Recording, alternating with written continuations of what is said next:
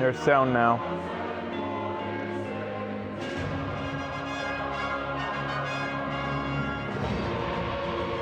Hey buddies, welcome to Video Games Awesome Live. I wanted to hear Civilization music on my birthday, so here we go.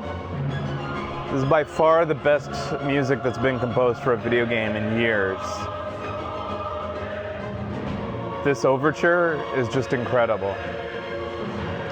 It's a happy birthday to me. Thank you guys. It's my birthday. I should probably bring in the, get rid of Corvo and bring in the Atlas buddy. It's my birthday, so I decided to play some Civilization. What do you want for your birthday, little Fresh? I want to see Trump elected all over again. Jesus Christ. All right, so what kind of game do you guys want to play? Little Fresh, no.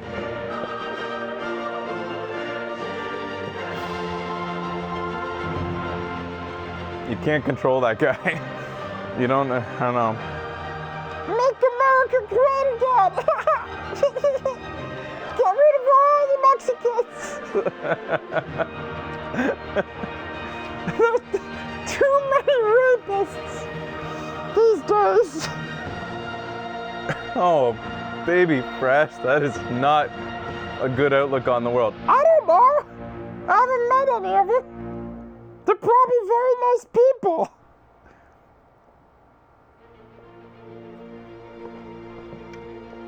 He's impressionable, baby Fresh. He just like, it's not his fault that that's what he sees on the television. So, what do you guys want to play? I'm just gonna show you guys some like, people, I think some people really enjoyed watching me play Deity. Some people were surprised I play on Deity, but like because of the AI, which isn't the best part of the game, you kind of have to give the computer that kind of a leg up, I think, to have any kind of, however, that leg up is huge. That leg up that they get is massive. Does anybody know the exact benefits that the computer gets? Okay, I gotta get rid of all my clothes here. This is just annoying. I don't know why I left all those right there. Does anybody know the exact benefits? It's like, I feel like they get an extra settler. Like they start with 2 settlers. They definitely start with a builder because their cities, when I see them early on, always have improved tiles right off the bat.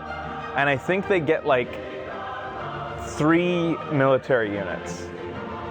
And then they have other benefits too. So I'm gonna play as Gilgamesh because he has, because they start with such an amazing of life beneath water. Leg up. You need to give yourself a leg up. I find that the guys that have the best early game are the best chance you have because over the course of the game, it will even out. You will be able to even the odds over the course of a match. On towards the stars. What's important is surviving at the very beginning. And I can immediately tell you that right here, situated like this, I'm already in trouble. Any game that you start on Deity in which you're in the middle of nothing, if you're out in the middle of nowhere, like you're not nestled up against the mountains, you're in a little bit of trouble. That's so bad that I might even consider moving my settlement. I might even not settle on the first turn based on this. Let me see. Might do a little bit of exploration first. Thanks, Veggie. Thank you. Thanks. Thanks. Coffee? Thank you. Kiss. All right. Goodbye. Go. Get on. That's a Becky cameo. All right. So I see mountains in the background. I'm considering moving my settlement over there, even though this isn't a bad start because, like I said on that 100 hours, Deity bonus is AI, science, plus 32%, culture, plus 32%, production, plus 80% for the whole game? Gold, plus 80%. Faith, 32%. So maybe things don't even out over the course of the game. That's insane. Should I background blur? Yeah, that would probably look a little bit better if it was blurred back there. That's way better than back in the day. You know what? Instead of background blur, I'll just zoom in. I'll zoom in on the non-blurred. I think that actually kind of might look neat. Let's see. Like this.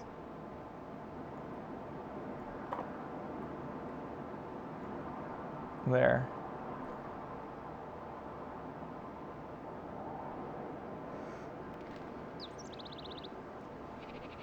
We'll see. Might be a bit distracting. Yeah, it might be distracting. Yeah, I'm just gonna blur. I agree. It's a little bit like, oh my god, what's going on back there? I think the best would actually be just the Civilization blue background. I really like that, but I should record that at some point to put that back there. I should move that a little bit.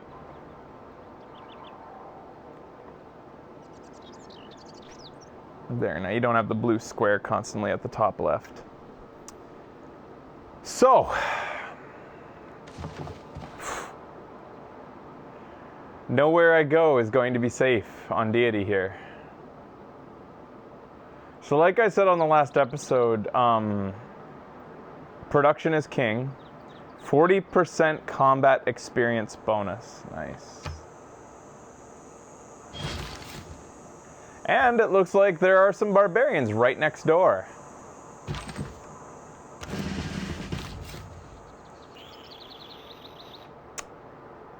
Whew.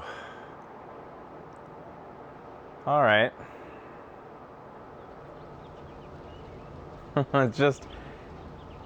It's not good where we are. This is really bad. I've played enough of these to know that this is a bad start. 1, 2, 3. I just want to be within.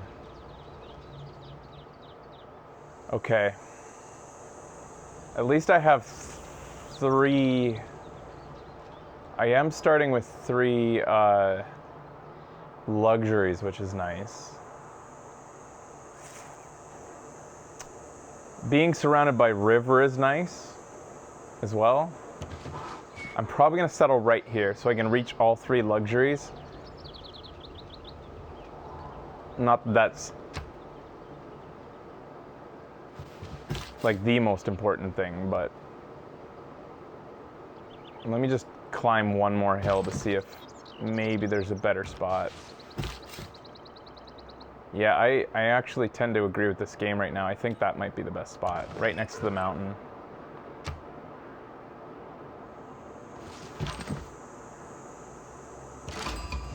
Uh-huh. At least we found Geneva. Were we the first ones to find them? So we weren't the first ones to find them. So there's a settlement somewhere around here. So the way that city-states work in this game is if you're the first one to find them, they give you an automatic envoy. And here's the envoy bonuses. If you have 1 envoy with them, you get +2 science in your capital. If you have 3, you get +2 science for every campus, which doesn't matter till a little bit later when you build a campus. But getting the first envoy is very key, especially from a science civilization. They're going to give me extra science, which is really good at the beginning. Trigger inspiration for early empire is what they want to give me an envoy for free. So that means I'm going to need to get 6 people living in my civilization overall if I want to get that envoy. That's not going to happen for quite a while. Oh, it's a rough start. Oh, we just found another one. Did anybody see that one first? Oh, we got that one first. So we're the first ones to meet these cultural guys. They just want me to train a galley. Not going to happen, but I got that envoy. That's all I needed. Again, I'm not even close to the ocean. How am I going to train a galley? All right, I'm going to found my civilization here. I like this spot because not only do I have, this is an amazing tile right here. That's incredible. 2 food and 1 production. That's not bad. It would be nice if it had 2 production. It'll have 2 production if I toss a worker on it and improve it. But the fact that it has 3 monies is very nice. And I like that I'm right next to this 3 production tile as well. Like I said on the previous episode, production is king in this game.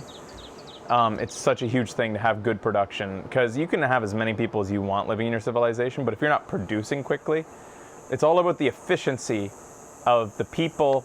If you aren't familiar with civilization, the way it works is for every person living in your city, they get dedicated to 1 tile. So I have 1 person living here. they get automatically, you get to reap the rewards of your city, which so I get 2 food from this tile and 1 production. I don't know if you can ever have better than 2 food and 1 production, no matter what tile you settle on. Does anybody know? But anyways, if your palace, by the way, you can get 2, 2, 2. How do you do that? Be on a hill, maybe? Maybe if you're on a hill, you can get 2 production and 2 food, or like hill next to a river.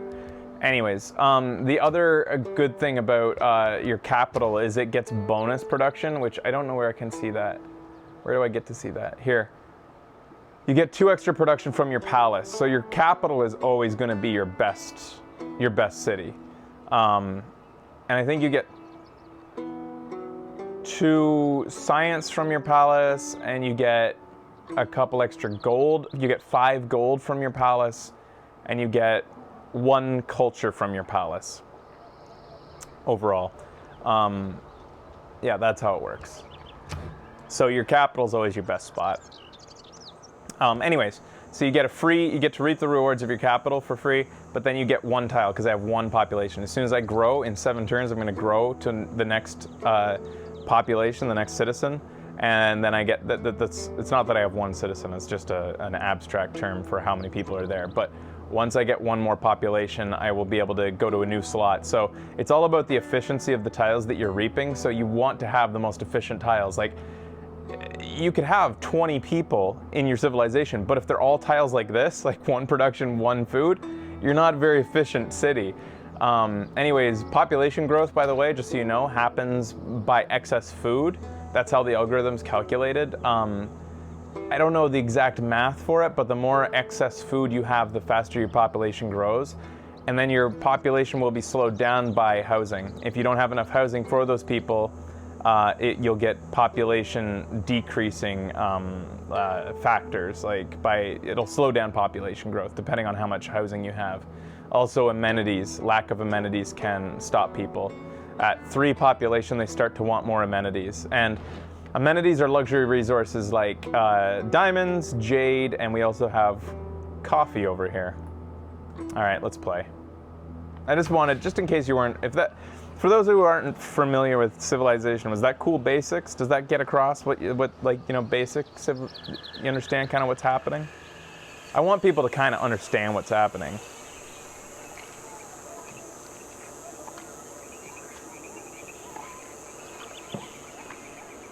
So right off the bat, the reason I chose Gilgamesh is because he can produce war carts, which count as a heavy cavalry unit. They're very fast, and they are by far the most powerful starting unit any civilization has. After a little while, they'll be outclassed from science when people progress scientifically. Obviously, these guys aren't going to fare too well against knights, but at early game, these guys are amazing, and that's why I want the leg up against the computer opponents that are no doubt on their way to crush me right now. Right now I'm just using my warrior to go out and scout. What's good about Gilgamesh is because those are such fast carts, they can also double as using a scout unit. I rarely like to use scouts in general. In this game, I think that it's way better just to build warrior units. I think that scouts are too slow. They actually slowed them down in this game. They made them not even even though they made it so that they can gain experience by scouting, which is nice. They didn't get to do that in previous games. They still suck. They're slow. It doesn't make sense. They're weak. Just build military and have them do your scouting. They're a little bit slower. They're not quite, and they can't see quite as far, but they're way better. There's no use wasting unit on that. So your first technology, the first thing you want to start researching is usually based on what's surrounding you. I have 2 resources that I'd like to mine, so let's research mining. Your first 3 selections are pottery, animal husbandry, and mining. Animal husbandry lets you start farms and pastures. Pottery lets you start a granary. Sailing you can also start, but obviously I'm not even close to the ocean, so why would I do that? You can also go for astrology so that you can start building holy sites or Stonehenge and start building towards a religion, but you're not going to get a religion against deity opponents. You could, but you would have to dedicate, like I've gotten religions before my computer opponents. Only 4 religions can be founded, and there are 6 civilizations currently in this world. To beat them to it, first of all, somebody always builds Stonehenge right off the bat, like impossibly fast, probably because of that 80% production buff that the computer gets. And then when it comes to getting a religion legitimately through a holy site, you can just barely make it if you dedicate yourself to just trying to get a religion. And by that point, you're so far behind the rest of the civilizations. If you aren't alone on a continent, if you didn't get lucky and you're not even close to any computer opponents, they're just gonna fucking steamroll you. So just dedicate yourself to making good cities and just don't worry about religion. It sucks, but you're not gonna beat the computer on religion. Unless you're lucky. You could re-roll a few times and, you know, you could restart a few times and get lucky and start off alone and be able to start a religion, and that's cool. There's nothing wrong with re-rolling on deity. Like, I mean, the computer has such a leg up, it's worth cheating a little bit. Especially if you want to play it in a certain way. But I'm just gonna see what I can do without re-rolling here. So we're just waiting on my cart to be produced. 11 turns left. That's probably based on, you know what? I think the city is dedicating itself to money instead of production. So the other thing that's amazing about Gilgamesh is that, you know that little village that I found on this hill and I got a little bonus from it? I don't even know what bonus I got from it. Was it money? I don't know. So you find those little villages and you get bonuses from them. And Gilgamesh gets, I know that's not how you pronounce it, but I'm gonna always pronounce it that way. When he takes out barbarian camps, he gets money from those camps in addition to an extra bonus as though it were a village. So he's really encouraged to spread out fast and go and find those things. So I want that cart produced as fast as possible. So I'm gonna click on my city. I'm gonna manage my citizens and say, you know what? Even though this is the best tile, I was gonna say, just focus on production, go for the gears, but it has 2 food, and in 4 turns, I'll be able to get this and this. So yeah, okay, fine, grow quickly. Because watch here, I'll show you. If I select this tile instead, it says 8 turns. It doesn't change it up there on the city, but it says down here, 8 turns till growth instead of 4. If I change it. So it's probably better off to get 4, get an extra citizen, and then put them on top of that tile. So it'll take less than 11 turns to get that war cart. I just have to wait. And hope barbarians don't destroy me before I build it. Okay, where do I want to go? I guess we'll just keep going that direction. So we know because this civilization, is because this city-state had already met one of my neighbors, I know that there's somebody out here somewhere. So I'm just gonna avoid there. The less that the computer knows that you exist, the better. And they're probably already explored all the stuff that I want to go collect over there, so I'm just gonna not bother. Здравствуйте, я царь Петр. Достойный правитель, подобный вам, должен ценить все самое изысканное. Любите ли вы искусство, подобно мне? Germany. This guy's pretty aggressive usually. I'm not gonna give you information on my capital. His early game bonus, his bonus in general, is he gets bonus culture and science from any civilization that he sends a trade route to that is ahead of him in culture and science. So he gets pissed off if you don't concentrate on culture and science because it means his bonuses go down. Which is funny, the hypocrisy in that, because he's like, you know, you're not concentrating on culture and science, but the entire thing behind him is that he wants to be behind you, so. Oh, that's Germany. I mean, that's Russia. Did I not say Russia? I meant to say Russia. That was an accident. I know that he's Russia. His other bonus is that when he founds a city, he gets tons of extra territory, kind of like Russia. It's the idea is that, and he also gets bonuses from tundra tiles. I'm gonna go to pottery next. No, you know what? No, pottery.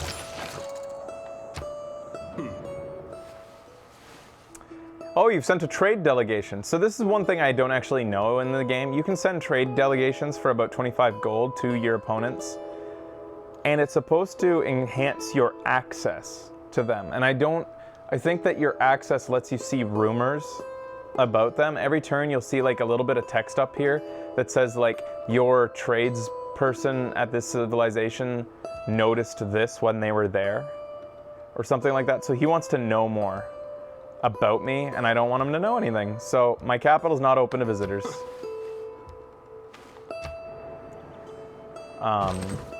Yeah, so every so often, like when you pass a turn, you'll see some text up here that says like, Germany is now working on Stonehenge or something like that. It's just information that you get to use for your, you know, how you want to adjust your playstyle based on what they're doing. My warriors, oh, that must have been the bonus when they collected that village earlier, was they got combat experience for free. We'll make it so that they're good, just +7 combat strength. Did I say Germany again? I'm not gonna be able to stop. I don't know, apparently. I'm not thinking straight. I don't know why. Sorry. Nah, yeah, that's what I'm doing. I'm just trolling. Whoa! Uh-oh. You know what there is up here? Oh, that's actually kind of lucky.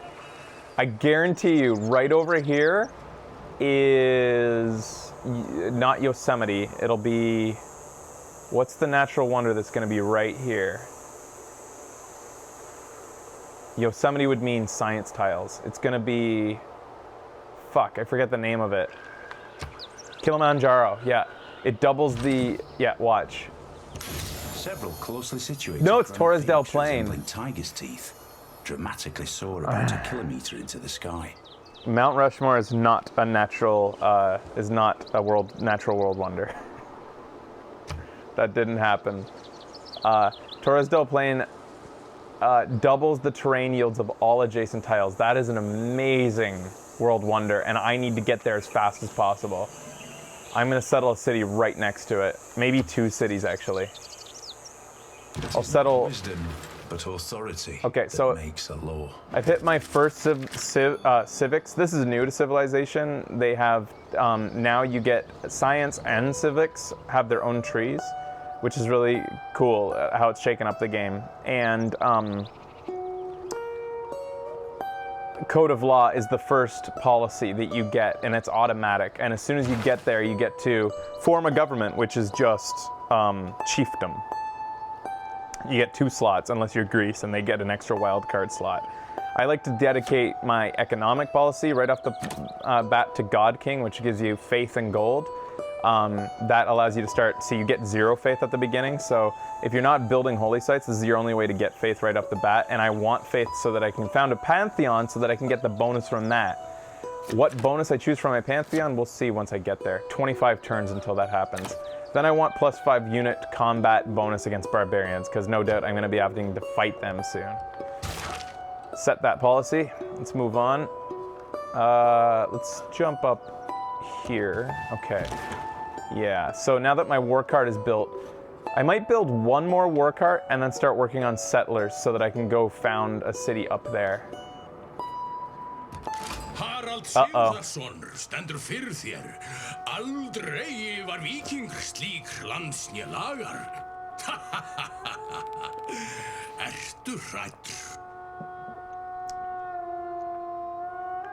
Yeah, he's one of the more aggressive opponents. He's probably the most aggressive opponent, actually, outside of Teddy Roosevelt. He's offering for me to see his capital, but I don't need to show him mine, so I'll say, yeah, okay. Where is he? Ouch. He's gonna be aggressively coming after me in a second. He's very close. That's his second city, though. So his real city is probably over here. So where the hell is Tsar Peter, then? I thought he was the one from down there. I don't even know where he is. I don't even know how I met him. It must have been a passing warrior saw me or something. Anyways, I have to choose a new civics policy. I've apparently discovered a second continent, which I think is a glitch. Sometimes you'll discover a second continent even though you can't even see a continent, like, anywhere near. The game just, like, decided one of these tiles was a second continent.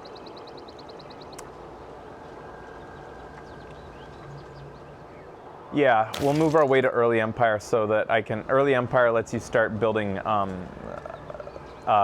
you know what? I'm not gonna build a settler right away. I'm gonna wait for Early Empire.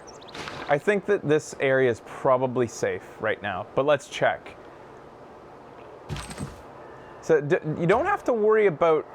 They're recommending a settler, but I want more, especially how this guy's right here. I need an army right now, immediately. Nos somos Felipe, rey de España y Portugal. Empero, por encima de todo, somos fieles devotos de la única y verdadera religión. So it's all the better that I don't have a religion, because this guy would be pissed if I founded one. He's like he's the least tolerant to other religions. He's got the Spanish Inquisition. All right. He's sending people over. No. No. I'm so terrified right now. I'm fucked, I think. Okay. All right. Oh, they're gonna settle. Okay, here's an opportunity. I could have a free settler. He is no doubt going to declare war on me soon. So maybe I should just take his settler. He left it unprotected. I thought Clay must feel happy in the... That was a really dumb move of him. So I think I'm gonna take his settler.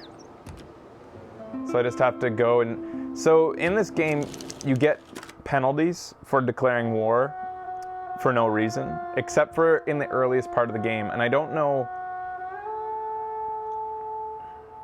what the rules are on that, but all I've noticed is that early game you don't get warmonger penalties. It's like you get free war for the first 30 turns or something. I don't know what it is, but... This will make a great saga. Nei, hann þér og mikill. All right. Okay. So I get your settler. Thank you. Now I'll escort these guys back. And we'll get to go found a city for free now. Up here, I think. They're recommending over here? No. Up here is amazing. Why would I not found up here? On Deity, you want your cities to be close to each other because you need to be defensible, but I don't think there's much of an opponent up there, so anyways, let's just... We'll see. Maybe I should explore on my way there, just to see, or we'll see.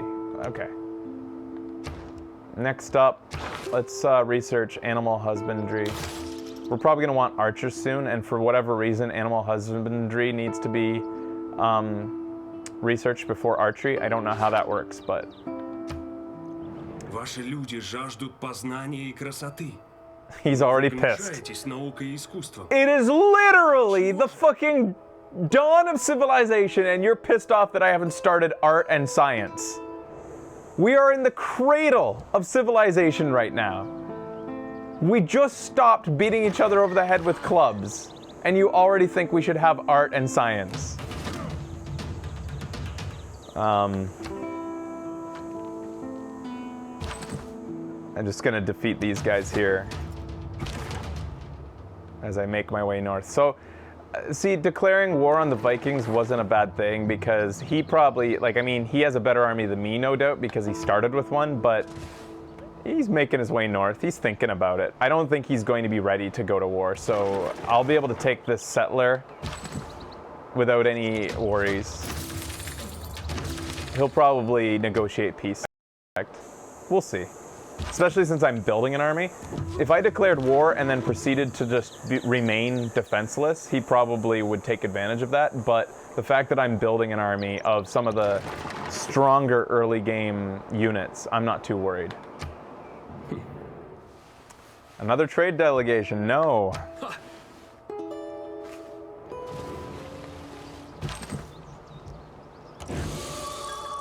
Oh, I just got a boost towards my Pantheon. 20 extra faith from that village. If there are no dogs in heaven, then when I die, I want to go where they went. Okay, so let's research archery. And my Pantheon, I'm thinking my Pantheon, since I'm not seeing anything around me that's particularly common. So your Pantheon is usually going to be, your decision is going to be based on what is around you and what you can get a boost from.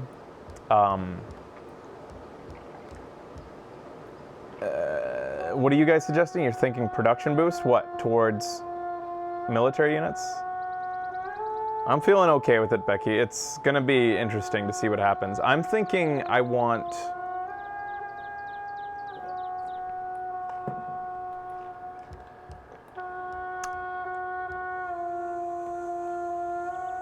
I don't have floodplains around me.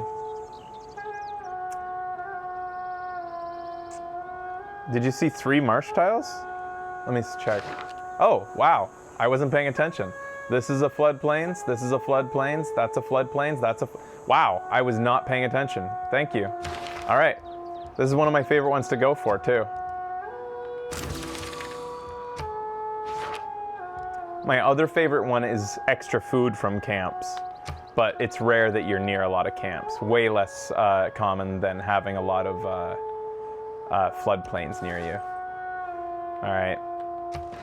He's on his way north with a scout and a warrior. The positive aspect of trade, I suppose. Since we've got our Pantheon, we don't need faith anymore. I think I'm going to dedicate more production. So plus 1 extra production for my cities. That's better when you have multiple cities, but it's still okay to have when you have just 1 city. All right. So where do I want to found? What's the game recommending?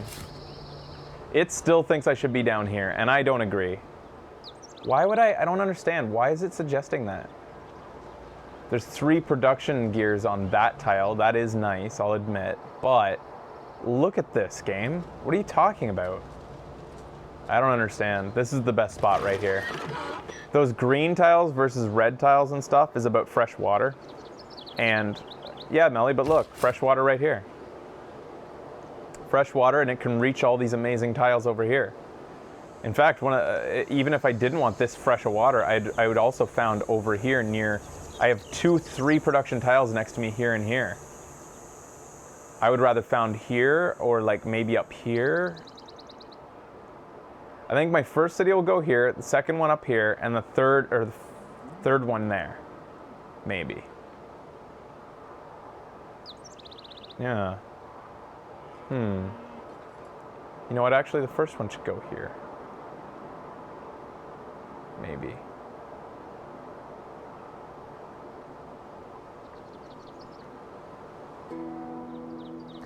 In Civ 5, the suggestion usually took into account strategic resources you can't see yet. Are you serious? Huh. I didn't know that.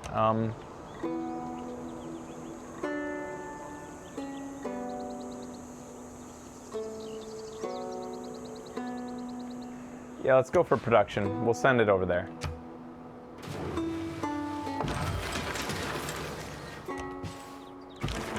That big sound you heard was the fact that my war card is ready. Let's go take these guys on since I'm so strong compared to them. I'm just gonna destroy his scout. Do you guys want animations to be longer for the beginning of the game here? We'll just, so you can watch them fight. Where do they put that? Because I personally haven't seen many of the animations because I turn them off so early. Where do they put animation time? Is it advanced?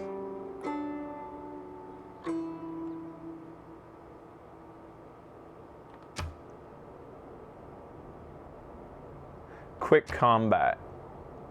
Disabled. Quick movement will be enabled still though. That just speeds up the animations, but I kind of haven't seen these guys fight for a long time. All right, so I have, let's see, 3 war carts. Let's do 1 more. Oh shit, this is usually something I pay a lot of attention to. I reached 200 gold a while ago.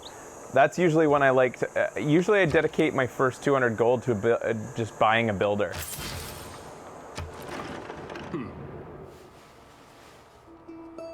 Our capital is not open. Nope. Seriously? He's fighting my war card. Oh my god, I just got another free settler. Oh my god, you're so stupid. Which one am I? Is Spain? You're dumb. I'm declaring war on you too.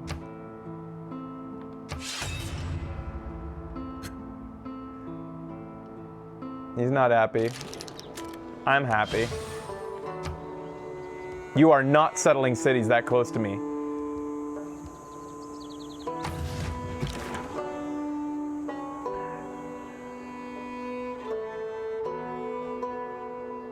Poor Spain. Let me see here. I love that it's a donkey cart. All right, so I probably want to build this is a unique item, a unique unit for Gilgamesh, Sumeria, the Ziggurat. It gives you +2 science, so it kind of gets around the fact that I'm not going to be concentrating on building campuses. It gets you bonus science right off the bat from just building a tile with a builder, which is very effective. You can't defeat my donkeys? Uh-oh. He's actually doing okay against them. Must be that, what is it? Combat bonus he gets? Let me see here. He gets a +4 combat bonus due to the difficulty of the game, and then he gets 40% extra experience from the game. If I attack him right now, I will win, but I don't want to lose my cart. I'm going to play it safe.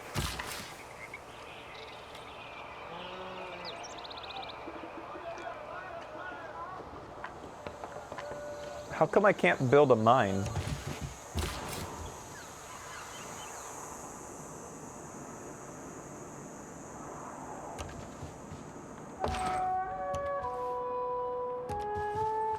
Where do I want to put this? I'll put it there.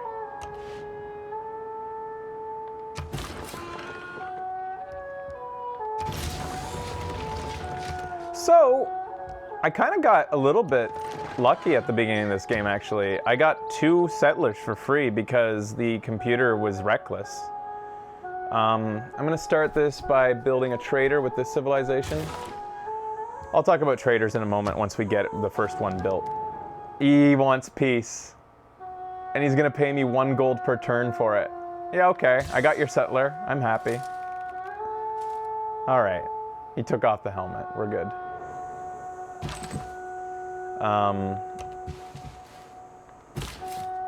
So we don't have to worry about him anymore. Now we just have to worry about Spain. But I also don't think they're going to be capable of taking me on. All right. All right, so this last war card will probably be good enough for us.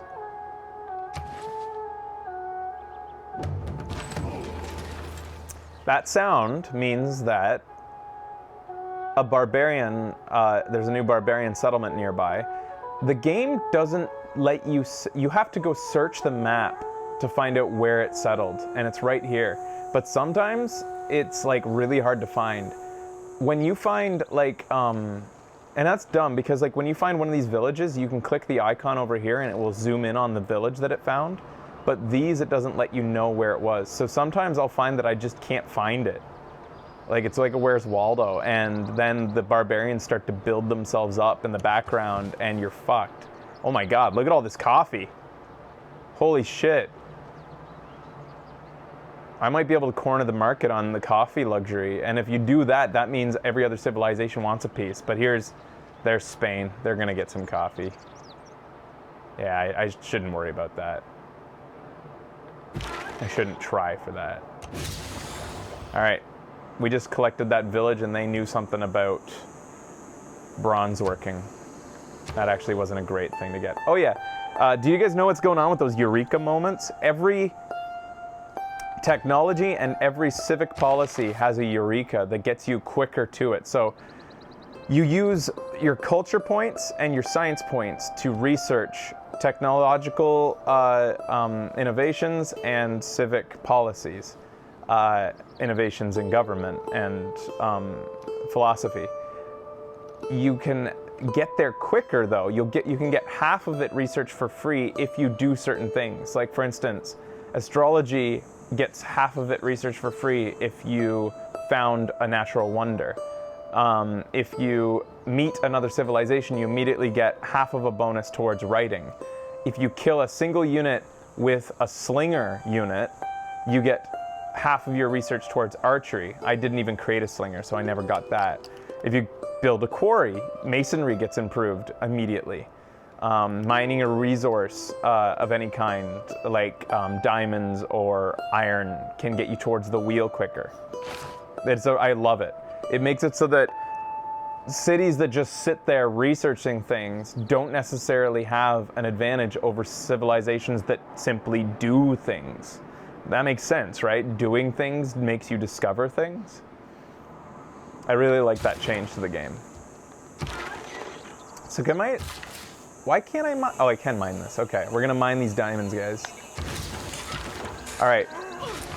So now that we're mining the diamonds, we're getting the bonus to that luxury. And the way that luxuries work, amenities, is that every luxury resource provides 1 amenity point for every city, that up to 4 cities, and it divides them according to what cities need it the most.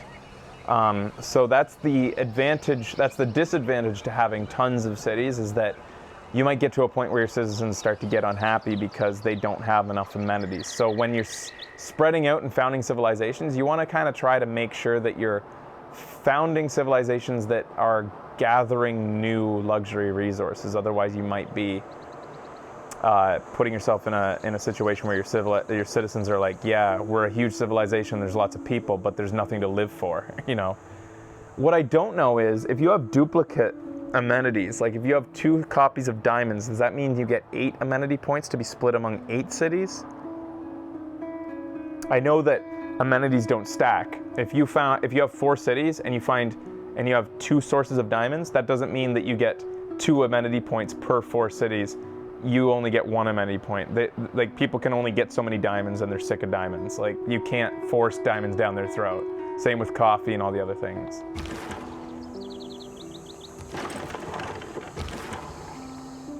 All right. Where do I want to send my war cart? Let's go knock on the door. Well, yeah, let's go actually take down those barbarians that just appeared.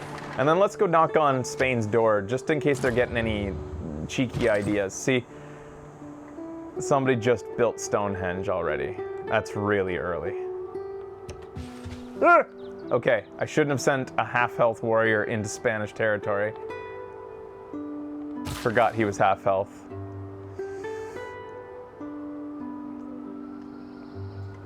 I think, all right, let's see what so the game will decide what resources to cultivate automatically, but you can manually override that, and I'm trying to decide what I want to improve based on what they are currently already farming. All right, let's go improve that marshland then. See, when it comes to my builder, so builders improve tiles. I wouldn't want to, like, since my city is like only got 4 cities, reaping the rewards of that tile, this tile, that tile, and this tile. I wouldn't want to just build a farm over here, like where on a tile that they don't even think is worthwhile. You want to improve a tile that they're already using. You want to look for your best tiles and make them better.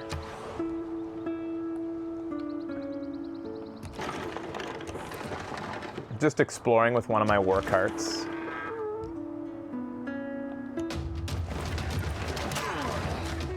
Go donkeys!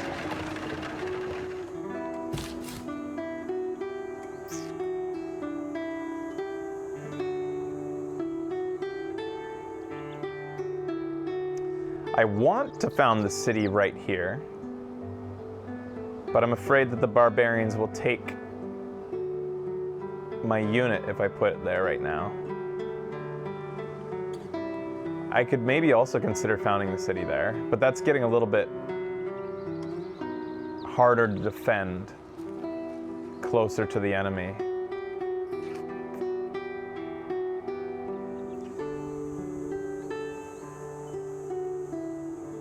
Let's see if the barbarians take my guy. I'll just take it right back if they do.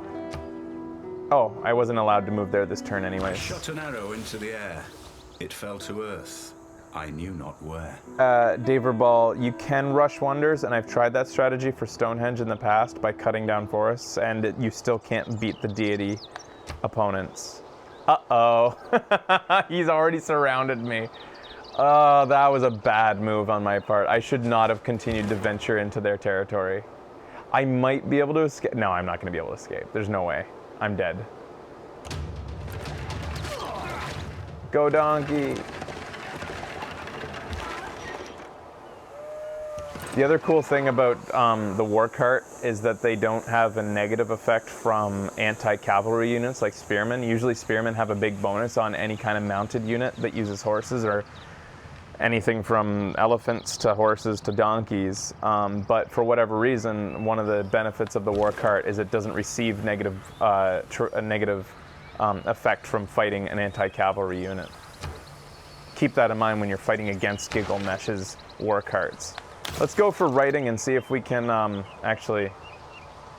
Should we get masonry so that we can build walls?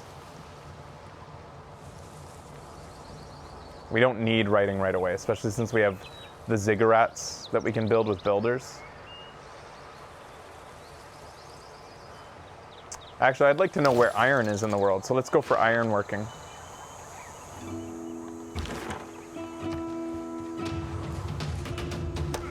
So it looks like one luxury is given to 4 cities, but won't stack on the same 4 cities.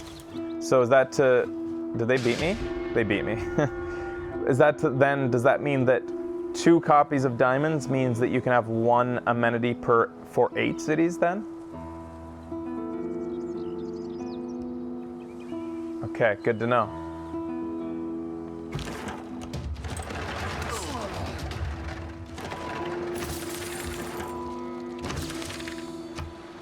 All right, I got my early empire bonus. Maybe I might want to start building some, maybe building some settlers, but I wasn't expecting to get 2 free settlers at this point, so I might not build a settler.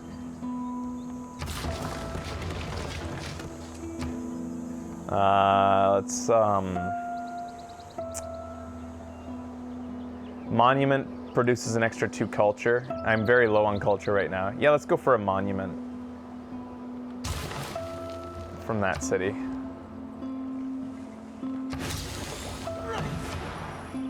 Irrigation Eureka for harvesting that resource, or rather for farming that resource. Does anybody else do that? Does anybody else just use money to buy their builders? I find that's an efficient way of early game, since builders take time to travel, and usually I want to have builders appear in new cities, and I don't want to send a builder all the way up there. That takes about 5 turns, and I'd rather just buy a builder for these guys.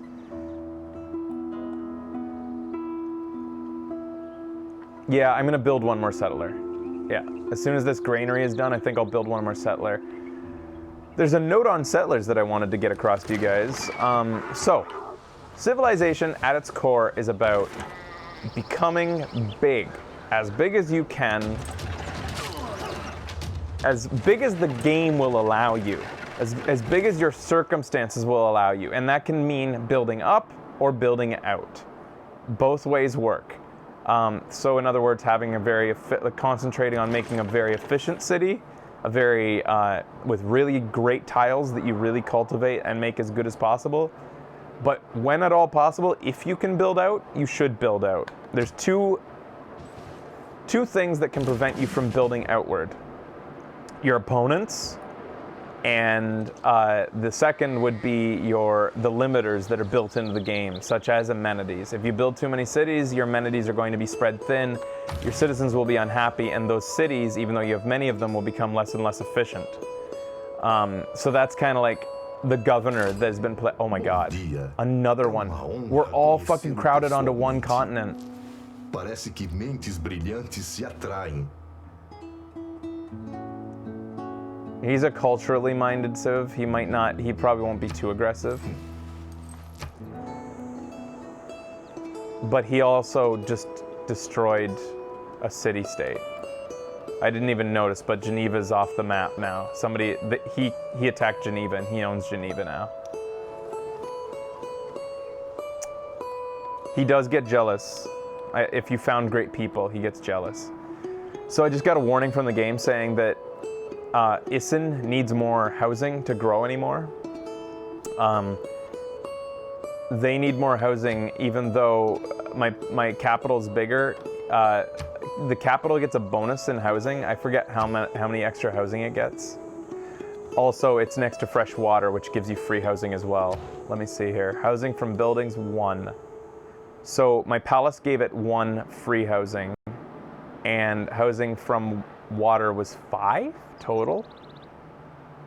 You get a lot of extra housing from being next to fresh water. Even so, because I have 5 citizens and only 6 total housing, my population growth rate has already been decreased.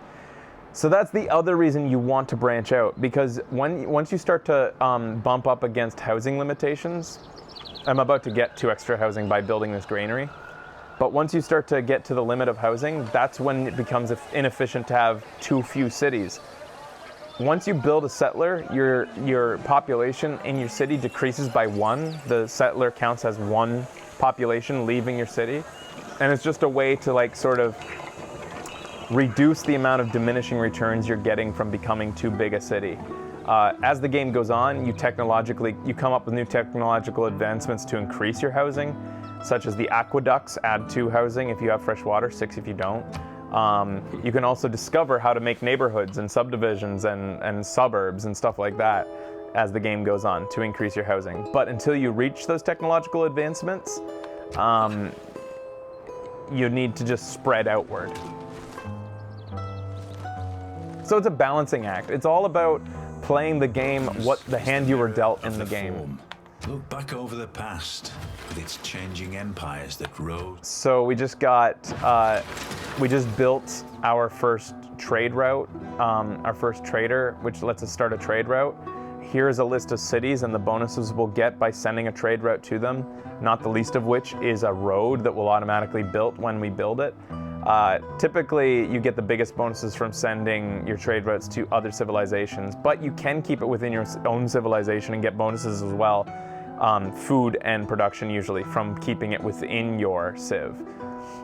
Usually it's the biggest bonuses to send trade routes to your capital as well, and you get a road to your capital, which you want to build sooner or later. Right here it's showing me 3 gold from Kumasai in addition to an extra culture point, which I do need right now is culture. Oslo gives me 3 gold and 2 faith. I don't need faith. I've got my pantheon already and I don't need faith anymore since I'm not going for religion. Geneva will only give me 3 gold and it will build a... Geneva's owned by Brazil, I can't believe that. But it will send a road through my capital, which would be nice to have that road set up. And this one just goes straight from here to here. That's not really a very effective road. It's an extra culture point, but it's not the greatest road in the world at all.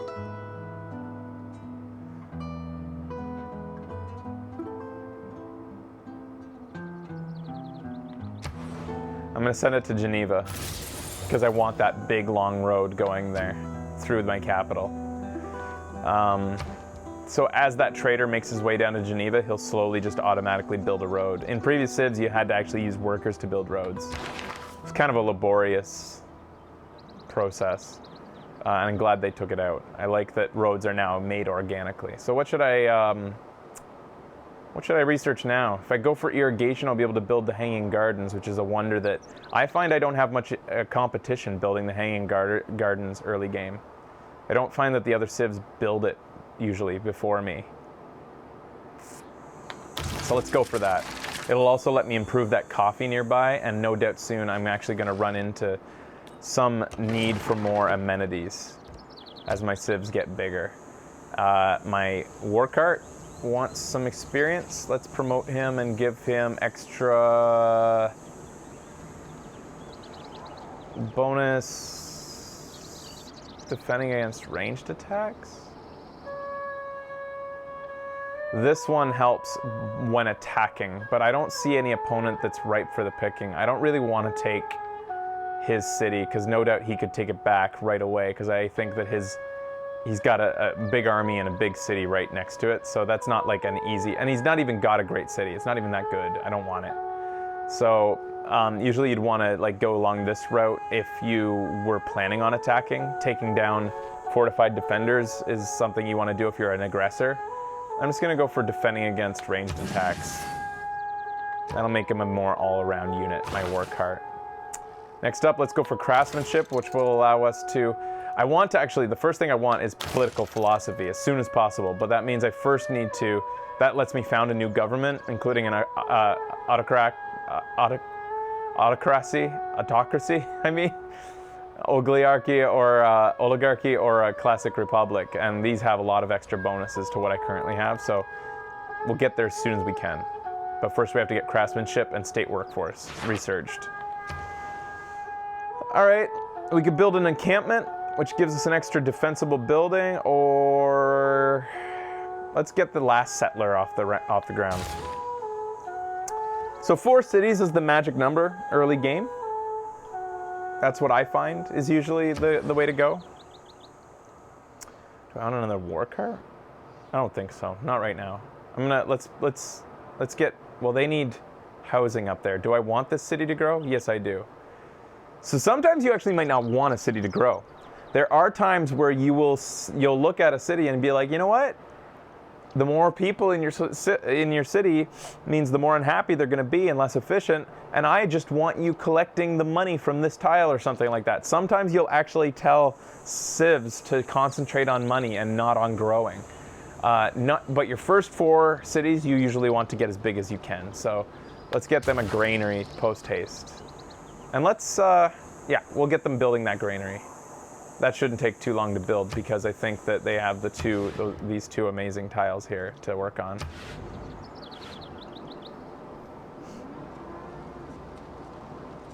Oh, you totally want to go to 6. I would skip playing Civ 5, Joe. Civ 5's cool, but Civ 6 is so much better. Don't even bother with it, Civ 5. If you can afford Civ 6. I'm sure that Civ 5 is a bargain right now. He's telling me that we're lazy, unworthy, and produce nothing. We'll be forgotten soon. Thanks.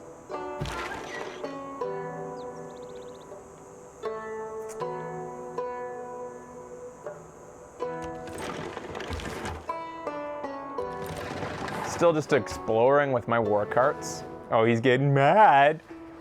I have seen much in my life, but I've never seen such a despicable leader. You should be ashamed, because I'm behind on science and culture. He's denouncing me. Have lived without love. Denouncing in this game, basically, I think that denouncing makes his allies more likely to dislike me, but it also makes it so that he will get less warmonger penalties if he later declares war on me. So denouncing's like, it was a fair warning that I was ready to declare war on you kind of thing, and so that, because if he surprised for being a warmonger, it makes your citizens war weary, which makes them a little bit less efficient, a little bit less happy. But you can reduce those penalties by first basically giving a warning shot and saying, I'm denouncing you. You gotta love... I don't know if I should be venturing so far away from my civ with my army of 2 war carts. It might be dangerous. I'm gonna send one back. It's not smart to go that far out. Hey dude, do you want peace yet? Like, we're not even fighting. Do you want peace? No, give me... I want some gold. I know you're afraid of me. What? He wants gold from me? All right, fine. Let's just have peace.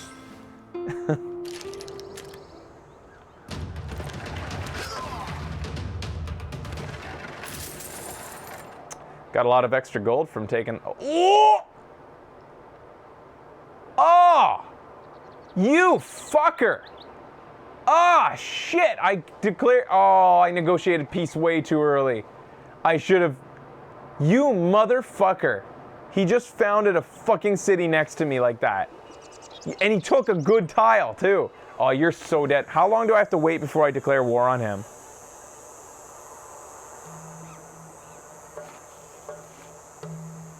No, fuck you. I'm loading the game back up. I didn't notice that city.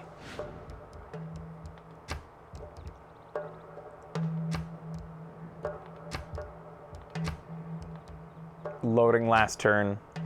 From the first stirrings of life beneath water, to the great beasts of the Stone Age, to man taking his first upright steps, you have come far.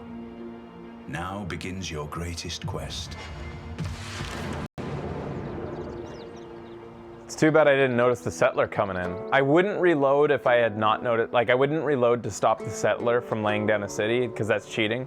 But in my opinion, I should have known that a city was there, because why wouldn't one of my advisors have told me? Just because I didn't study every tile on the, map before I declared peace. I don't think that I should be forced to live with that city.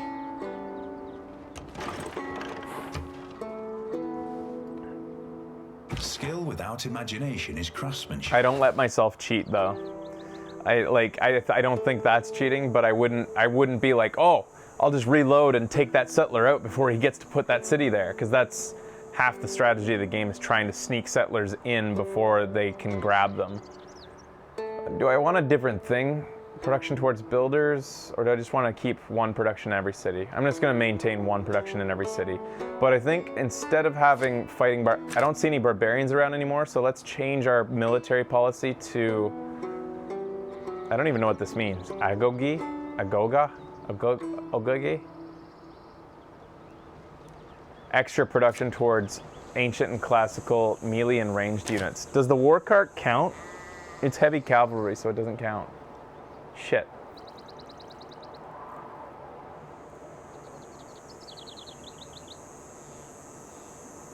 Huh. Might as well leave it.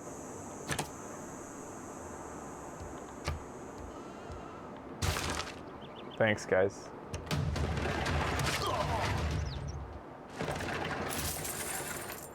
Anyways, before I went nuts, I realized that I could send out a builder. I could buy a builder somewhere. Which city needs it the most? I think I'd rather my capital continue to flourish, so I'm just gonna buy them a builder. So, one other way to get housing is to build farmland. The human condition to want and to that's share actually things, another new improvement to the thoughts, game. Ideas, opinions. That's another new change that makes complete sense. If you have farms, people can live on them. So every farm you build gets 0.5 housing points. So every 2 farms gets you an extra housing point. And that I love that change to the game. Let's see here. Unless it was in Civ 5, but I don't think it was. Let's get a watermill going. I want watermills soon.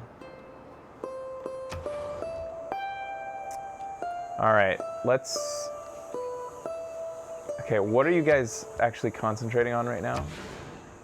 Okay.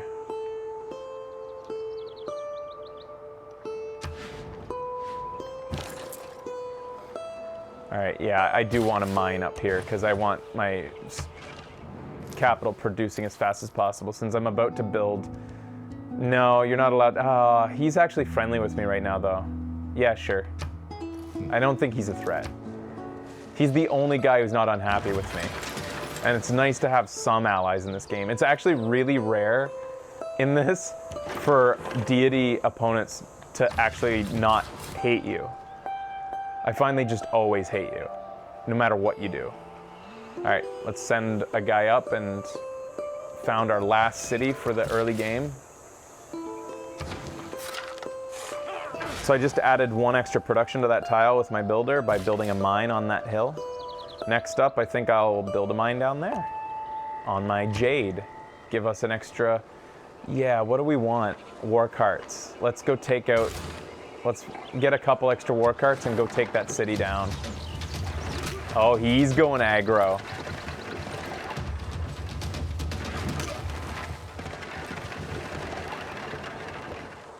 All right, let's do this. So when you promote a unit, once they get enough experience, you can promote a unit. And that actually heals them up as well as a bonus. It takes the turn though. Let's go for fortified defender bonuses since it looks like I am going to be an aggressor now, despite what I thought earlier. War carts for everybody. War carts, war carts. Every city is producing war carts now. Dude, you shouldn't have done what you did.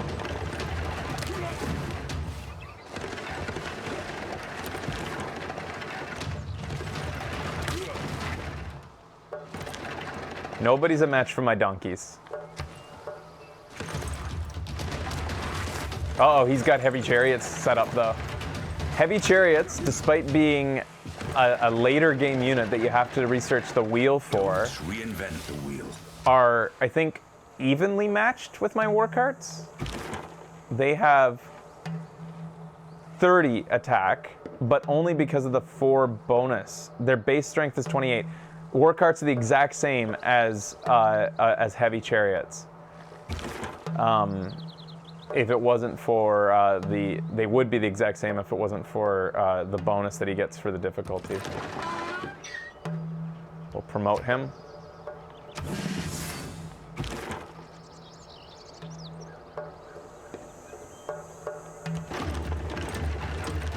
Taking your scout. Maybe not. You can't take a scout. I was just gonna beat him.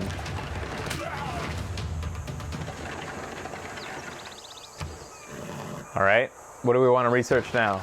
Let's say, I don't think I'm worried about a counterattack, so I'm not gonna go for masonry. I'm not worried.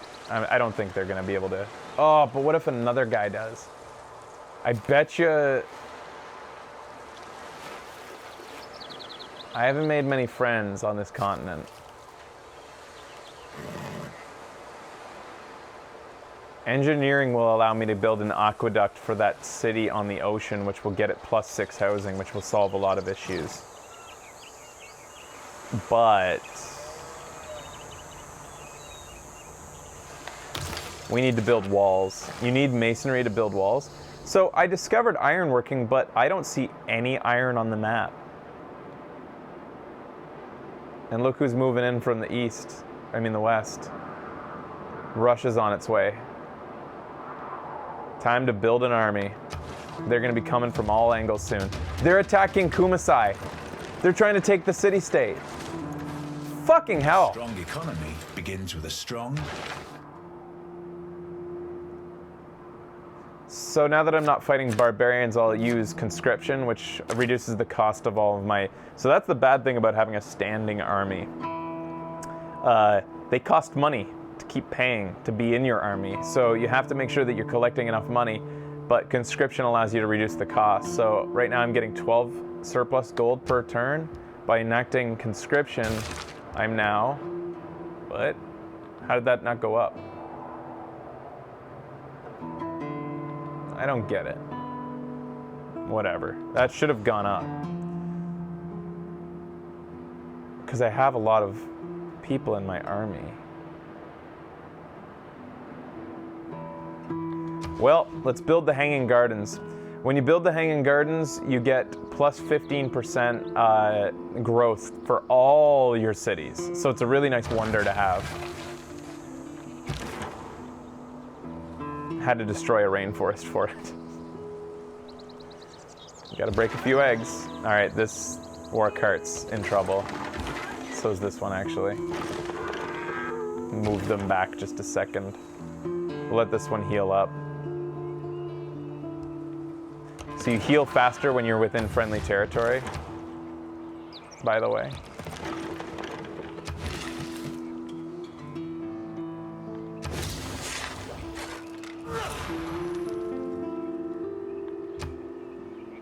My apprenticeship Eureka happened.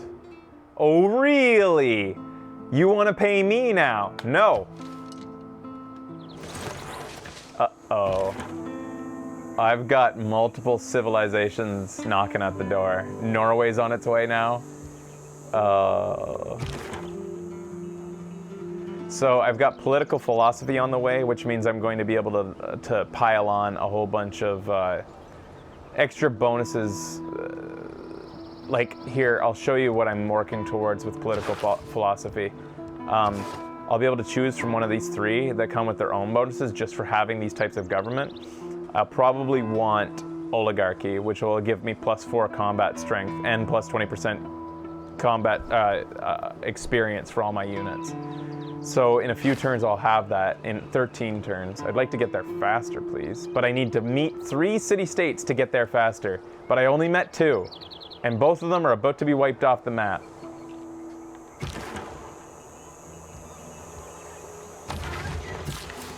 Things might not go well for me here. I am surrounded by very angry opponents. Okay, I think, I'll build a farm on that marshland. On that floodplains.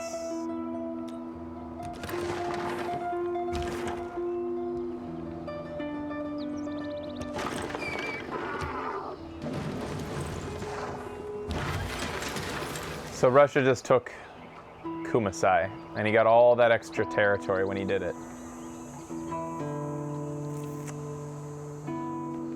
Fucking Russia, man.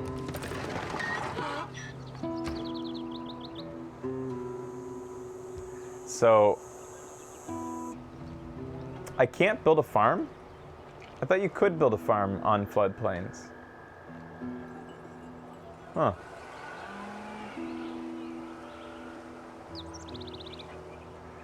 Well, since I've pretty much improved all the tiles I can for my capital.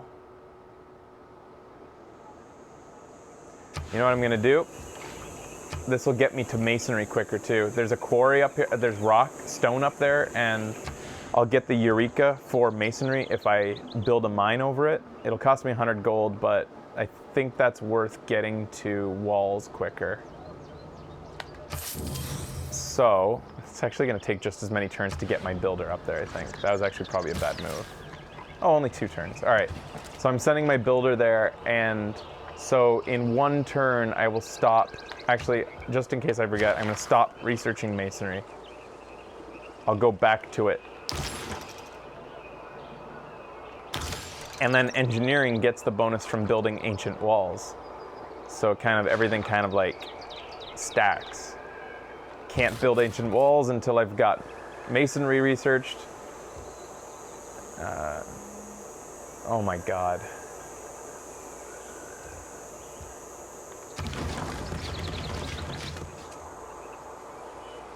I gotta kill them. I gotta take on Germany too. I need that city. It's crowding me. I don't like being crowded.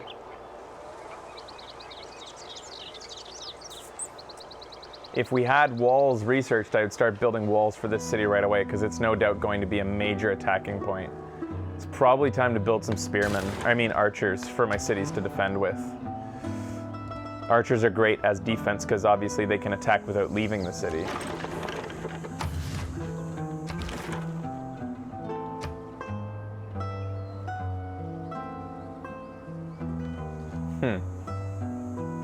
So you don't want to attack over a river. Attacking over a river gets -5 damage from, what is it? How does it go? You get +5 for the person defending when you go over top of a river. It's not a good idea. You want to, if you're the attacker, you want to be not on the other side of a river. You want to be, as a defender, you want to be on the other side of a river. Am I defending or attacking right now? Let's attack. Won't attack, but we'll just move into position. Fuck you. My people will settle where they please! If you cannot respect our lands, then I will not respect you. Fuck you. Tsar Peter. Oh sweet, he left himself out in the open. Donkeys, away!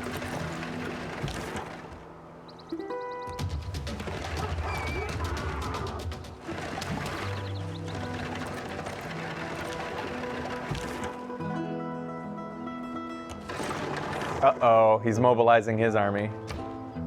All right. Let's build archers. Archers are also good on the attack. Maybe I should, oh, I can't build a battering ram until I've researched masonry. You can't know how to take down a wall until you know how to build one.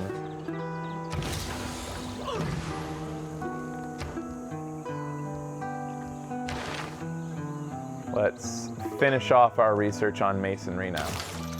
One turn to complete.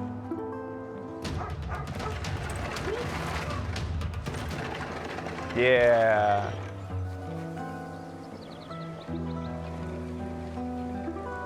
Minor defeat if I attack him right now, so I'll just move in over here. Yeah, you can try to attack me. Minor defeat to attack the city. Well, then let's... No, yeah, we'll do that. It's not, minor defeat's not a bad thing, especially when you're taking on a city and trying to wear them down. I just hope I can do it before they build walls. So they don't even have city walls on that city right now, so its defense is very low. We'll protect my weaker guys from the back with another unit, and we'll swap out the other guy if he gets too weak. This guy, I'm gonna try to distract his units by just parking this guy here. He might be distracted by it, and if he's not, then I'll flank him as he goes towards my other ones. And he is going for my other ones. So now I'll flank. I'm not sure if the war carts... Wasteful war shall statues overturn. Rumor has it that Norway just declared war on Russia. Huh. So everybody's fighting each other.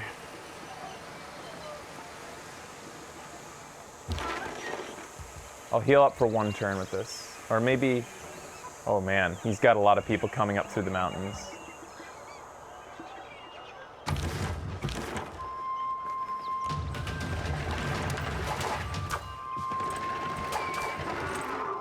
You can do it, donkeys!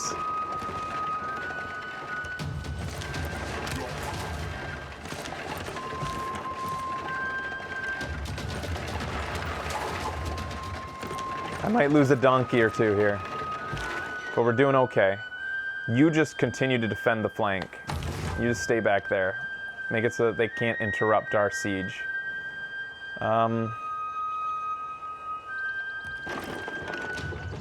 Just gonna keep this guy occupied so he can't get involved in the battle. Let us research.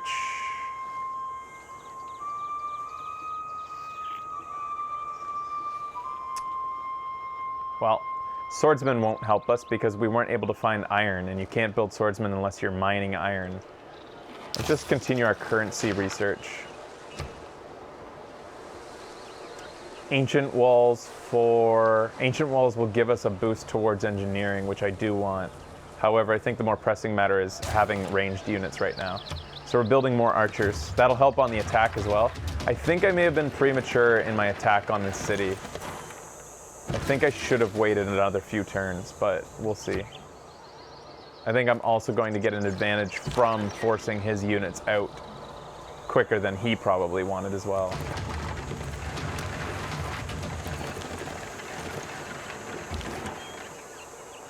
So it'd be kind of silly to attack with a unit this damaged right now, so I'm just gonna heal them up while I wait for reinforcements.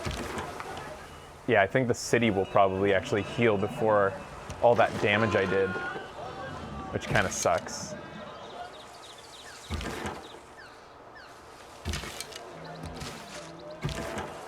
So I'm moving my archers into position.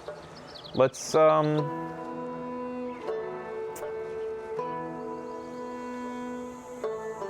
build a battering ram. That'll help take down that city. And I have a feeling he's gonna have walls put up on that city soon. He's no doubt building them right now. For this guy, he can hold the fort. You can do it, you can do it. He might, yeah, you can do it.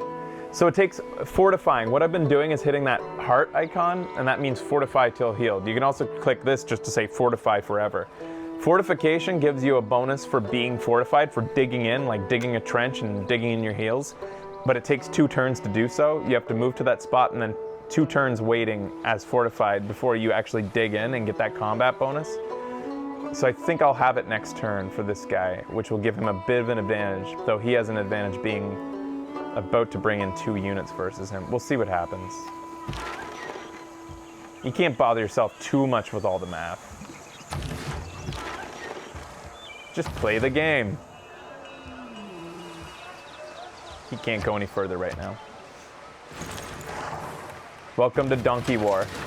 So all my units healed, but so the city. It was premature to attack that city so early. We'll build ancient walls here. They're going to be very necessary for that city. So once you've built walls for your city, the city can then attack. Before you build walls, your city can just sits there. And the only attacking you can do is if you have archers within the city, like a unit that can attack within the city. But once you've actually built walls, the city becomes a unit that can actually shoot things at the opponent. Let's block my archers from being attacked by this chariot. I should have actually weakened the chariot before I attacked with my donkeys, with my archers. That was the wrong order to attack. I like this corridor that he's forced into. He has to make his way through this open landscape because it takes so long to travel on hills and in forests. So he's forced up through here. And it's just like a killing chamber for me. As I put my guys up on the hills, I'm gonna be able to just fire down upon him. It's a really good advantage I have. I'm gonna move in though and try to protect my siege units, the guys who are making siege on the city with, as he's trying to make his way up through the forest, I'm gonna try to protect them, cut those guys off.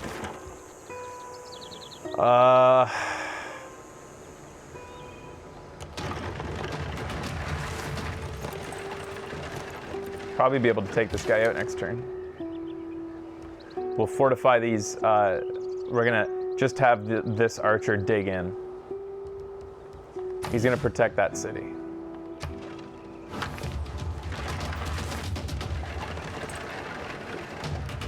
I guarantee Tsar Peter's going to declare war on me soon.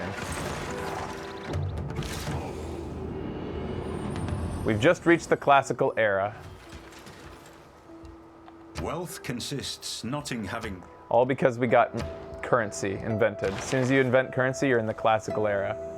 Which I think means my roads are faster now in the classic era to travel along my roads. What else do I want? I want engineering, and I guess engineering will be when are those ancient walls supposed to be finished? 11 turns? Okay, no. I'll start engineering once the walls are done, since that's I want to get the bonus from... Let's go for apprenticeship, which will let me build industrial districts, which will increase my production in cities that I'd put an industrial district in. More archers? No, commercial hub time. I think that I'm satisfied with my army. I'd like to actually start making money, but no good spot to put it. And I don't want to buy a spot just to make a commercial hub, so let's wait on that. Let's actually make a campus. Also no good spot. This city actually wasn't maybe the greatest place to put this. I don't know, but it's next to 2 great tiles. Let's build ancient walls then.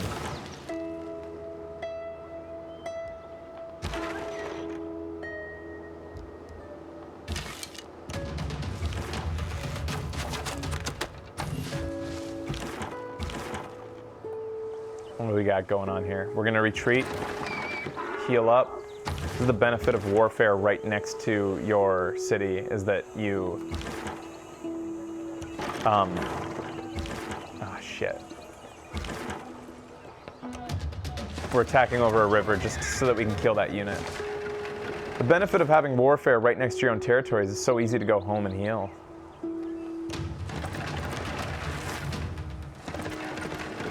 Can't believe we didn't kill those guys. They were almost dead.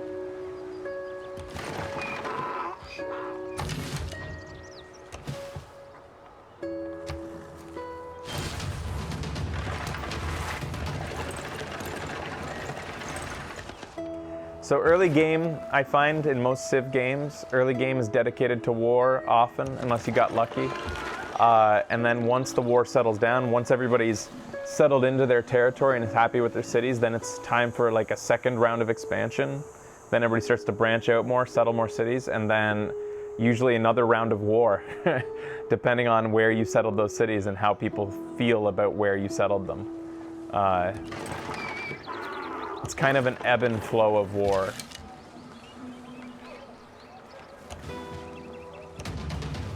So we got siege unit. We're truly sieging the city now that we have ranged units. Even though archers aren't especially effective at sieges, they're better than just attacking it directly because they take no damage when they do so. I'm just gonna hold my ground for a little bit.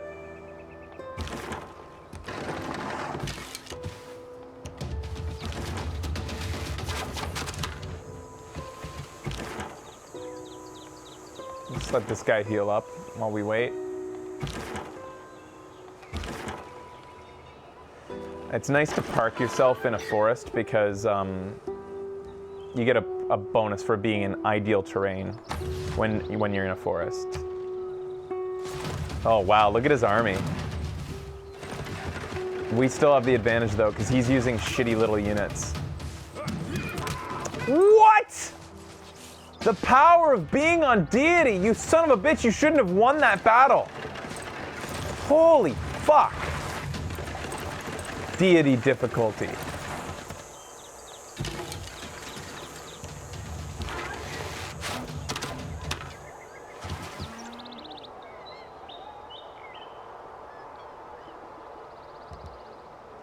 I shouldn't have done that, I should have backed off. I think this donkey's dead now too because of that. God damn it. What arrived for my birthday? Oh, it's another drone?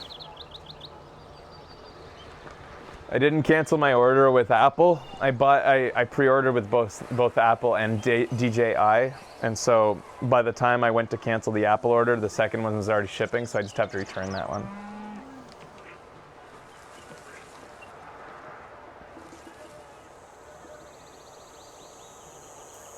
I'm gonna have to build more war carts.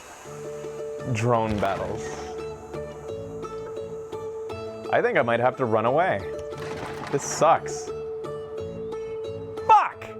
He's actually going to hurt me a lot here. I didn't think I was in such a bad situation. I got overconfident, guys.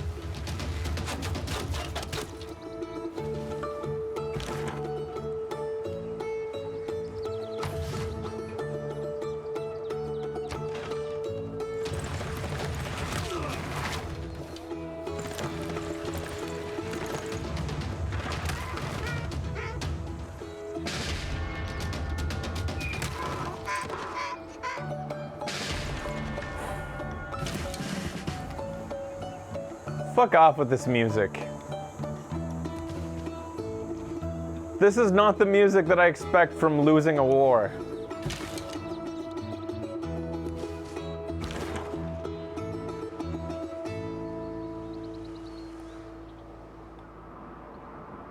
Fuck this. And that's how I play Civ. Because we're seriously fucked. If you lose your first war on deity, you're fucked. You're done.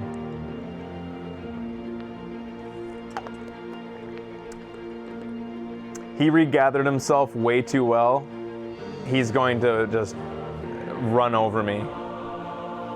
We were kind of in a bad situation. You guys remember how I was talking near the beginning?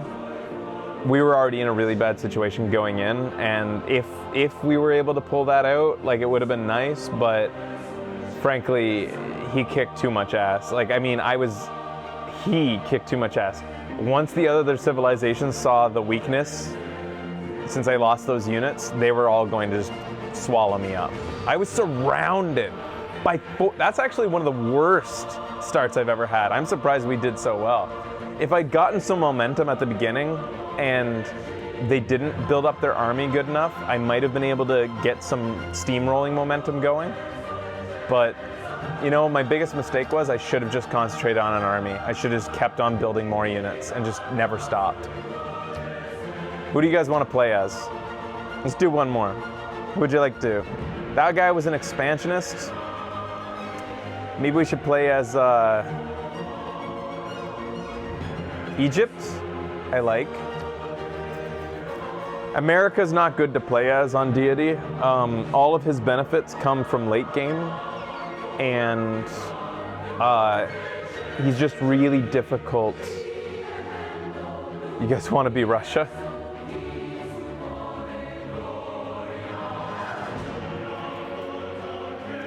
Japan is also kind of, well, Japan actually kind of has early game benefits. Yeah, depends.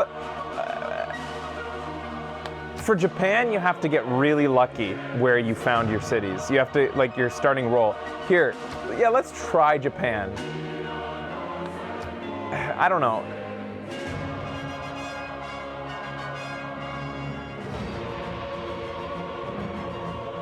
I should actually split the segments. So that last segment was an attempt at Sumeria, and it didn't go well.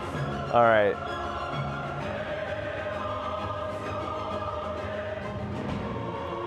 Here, guys, let's try Japan. It's a civilization that I avoid a lot because, okay, so his benefits. Here are his benefits. He gets his land units and his naval units get +5 combat strength in tiles adjacent to the coast or shallow water tiles for his water units. But so many times when I've started civilizations with Japan, I've been nowhere near a coast. And that's stupid. It's like, if you're gonna make me start as Japan, start me on the coast game. But his biggest benefit is he's got an electronics factory that he can build later on, which, you know, that'll come in handy later on. But the main benefit he has is he can build holy sites, encampments, and theater districts in half the time. And that's pretty cool. He also, his districts get additional adjacency bonuses for adjacency to another district, which is kind of confusing. But the way districts work is they get bonuses for being next to certain tiles. Like being next to a mountain gives you extra science when you build a campus next to a mountain. But districts can give each other bonuses, and he gets double those. So the idea is that you can build dense cities with Japan. All right. So Deity, Japan. Let's see what happens. From the first stirrings of life beneath water, to the great beast. He also has the samurai. Age, to man taking his first upright steps, you have come far. Now begins your greatest quest. From this early... Oh, there's the coast. Okay.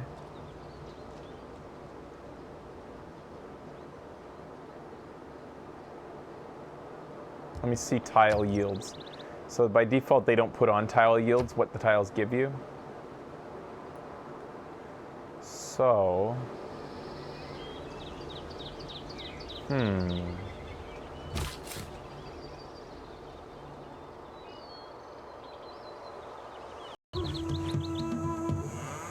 gonna explore a little bit so I can find the perfect place to put my civ.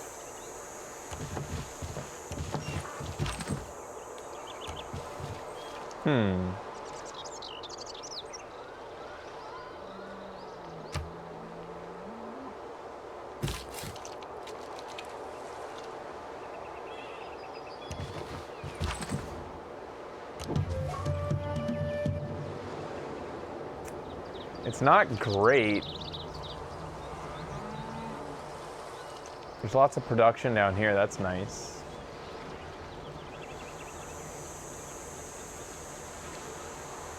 You guys like this one? You like that, Thor? Oh, to get both rices from here?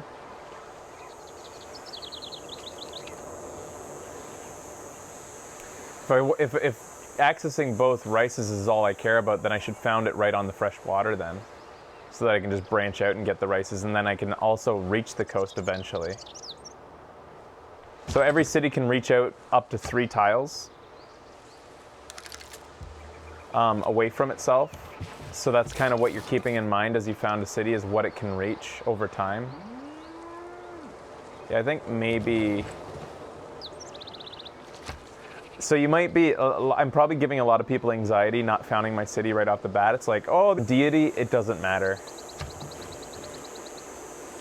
You're given such a huge handicap on deity that, like, you're going to be catching up for half the game anyways. It's mainly about making sure that you're set up in the right spot. It's much more important than those early turns that you're giving up production. We'll get mining, then we'll get those quarries going. If I cared about founding a religion, I might be worried, but I'm not.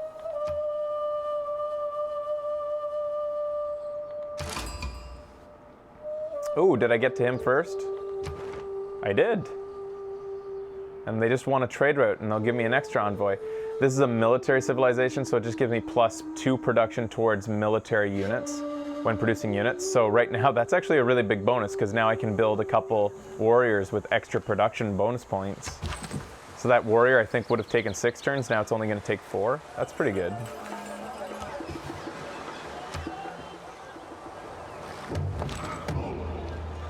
Oh, fuck off, barbarians. Let's take out the barbarians.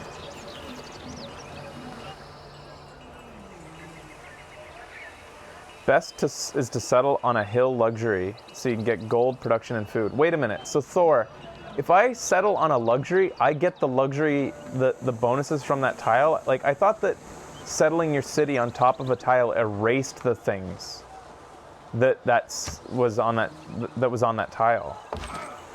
I thought, like, you don't get those bonuses because you replaced what was there. You should get it, derp. Once you have the tech that allows you to build on it, like clearing a marsh or whatever, like, or...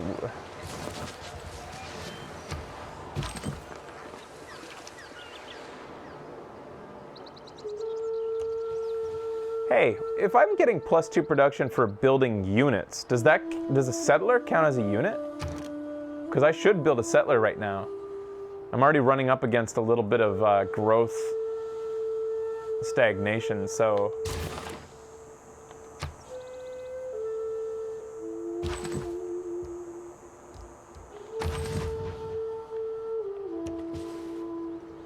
I restarted, yes. I gave up. That'll happen a lot on deity. You'll just be like, yeah, I'm gonna lose. Oh man, that's just some sweet tiles up there. You see, this is the thing. I don't love Japan because, like, I mean, yeah, I'm starting a civ, but it's kind of a boring civ, isn't it? Like, I'm getting nothing special out of this. This doesn't feel Japanese. Like, I don't feel like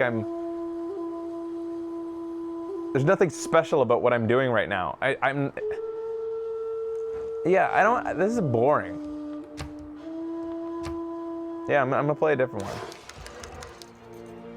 There's nothing exciting about it that makes Japan, like, super different. It's just like you get those bonuses. That combat bonus is nice, but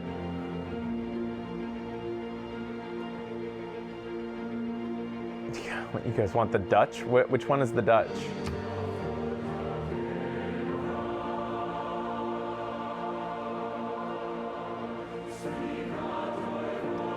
Russia can be really fun because of how much extra territory he gets. Yeah, let's try Russia. Plus, he also gets bonus points from here. This will actually be a good example of how Japan is boring and how it doesn't feel like a distinctive gameplay. From the first stirrings of life beneath water to the great beasts of the Stone Age. Wow, thanks. To man Can you say that taking his again? First upright steps. About bonus you have luxury? come far. Now begins your greatest quest. From this early cradle of civilization on towards the stars. Embrace the chill winds of the motherland, Tsar Peter. Your Interesting. fascination with science and culture Huh, is that changes the way I play a and little you will bit. learn much. Because I always avoided that. Okay, so this is why Japan is boring. Is because Russia gets extra bonuses. Here's the bonuses Russia gets. Look how cool this is. He gets, like, Japan gets that little tiny combat bonus when you're on the coast. Big deal. You'd think that Japan would get, like, food bonuses from fishing tiles or something like that. Tiles with fish. Whereas Russia, they get, but they don't. But Russia gets extra production from tundra and extra faith from tundra. That just makes complete sense. It makes his civilization look completely different from everybody else's. It makes him a very distinct civilization, you know? So it feels like when you play Russia, you're playing a completely different game in a way. Usually you avoid tundra, but he actually thrives on tundra. Also, there's his bonus of getting science and culture by sending trade routes to anybody who's surpassed him on science and culture. And on deity, that's pretty cool because every civilization is going to be ahead of you on science and culture for most of the game. So he's going to get max bonuses from that on deity. So you're kind of using the difficulty of the game against itself. He also gets the Cossack, which is a really cool unit that we'll get later, but his other bonus is like is a holy site bonus. Should we try for a holy site since he gets extra faith from tundra? We should maybe try for a religion. It's going to be hard, but let's see if we can do it. First, let's find the perfect spot, since if we're trying for religion, we're going to have to build and hold on to just one city for a while. That's our only chance, in my opinion. So let's find the perfect spot. But we can't spend too much time looking for the perfect spot because we need to get off the ground founding our religion as soon as possible. So let's look at these tile bonuses. One of the pantheons lets you get extra faith from tundra as well. So we could get like double faith from tundra. I want to see what's out here. Oh yeah. All right. Is that tundra and floodplains at the same time? Oh, it can't be. It's not. Okay, this is nice. Tundra/river. This is a good swath of land right here. Yeah, this is the spot. So check this out. This is the other thing that makes Russia feel way different. Watch this. Are you seeing that?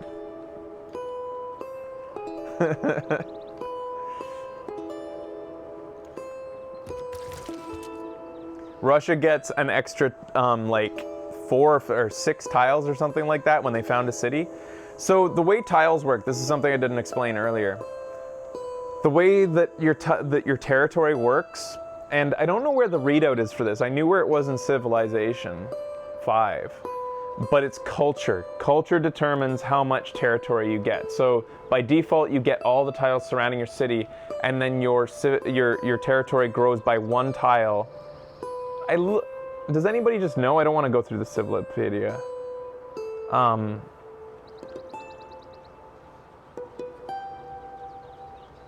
If you set the turn limit to 1, you get an auto win game as Russia because of his territory. That's funny. On deity.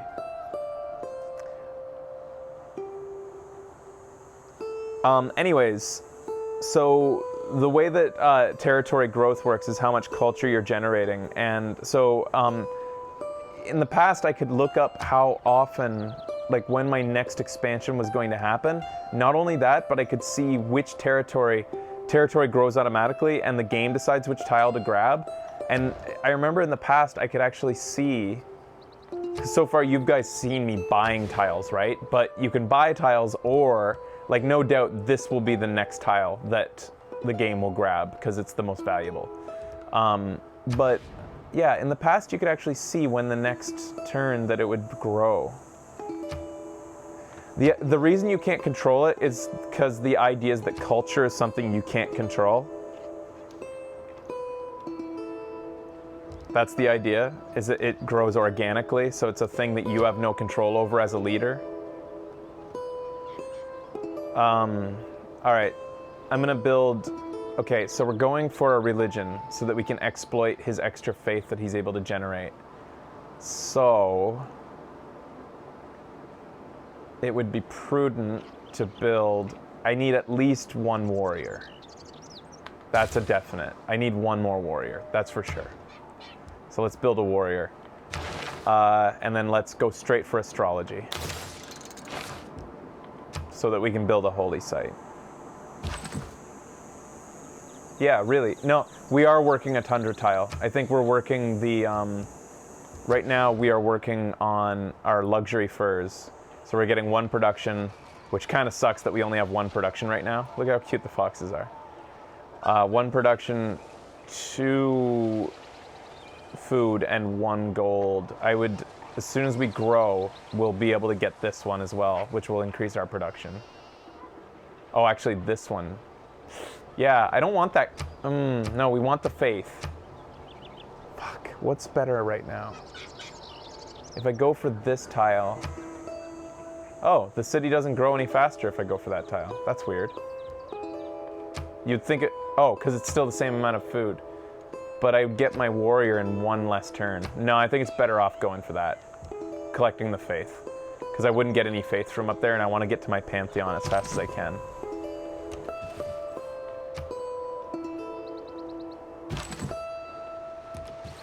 So I'm just doing some quick, oh wow, this is a nice little area for gold. 9 extra gold from those tiles near that place.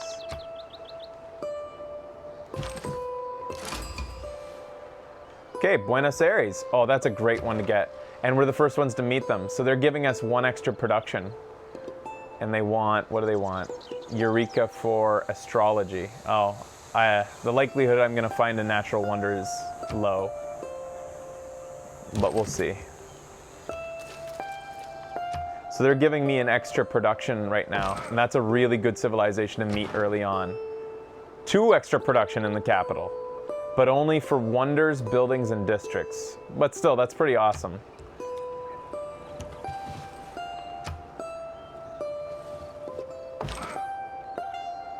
My least favorite to play as is any civilization that doesn't have a lot of early game bonuses. I love early game bonuses. I'm seeing a lot of really nice places to settle a city. Like, look at this area right here.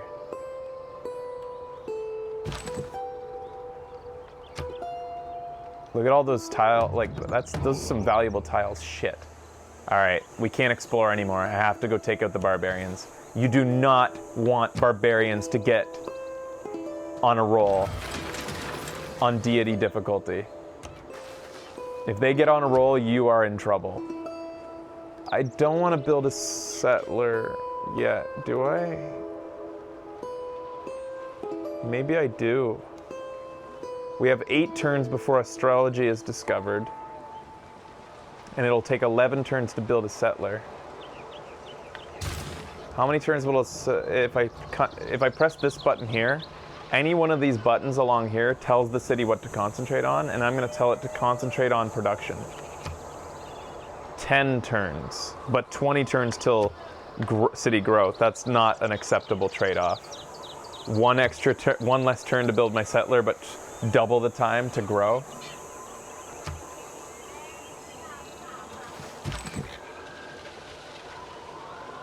Okay, so a scout just came up from the south, so there's evidently more barbarians down this way.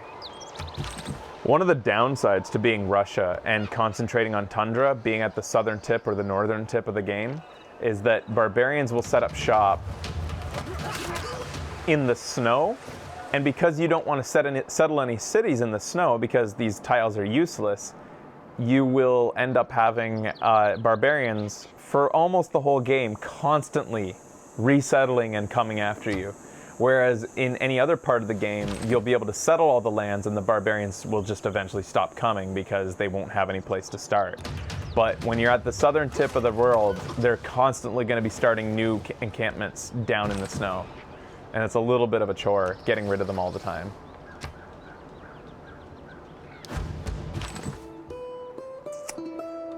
Oy. Really hope that the barbarians don't get on a roll here, because I don't want to have to concentrate. I feel like I'm alone down here. That's another benefit of Russia. Russia is often like kind of away from the other civilizations for a while. And you can concentrate on just like starting a religion like I am.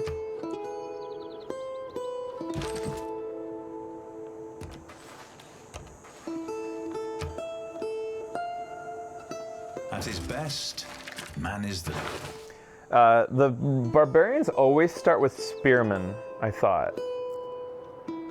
Yeah, that's actually a good thing, because spearmen actually have negative, they actually take more damage from warriors.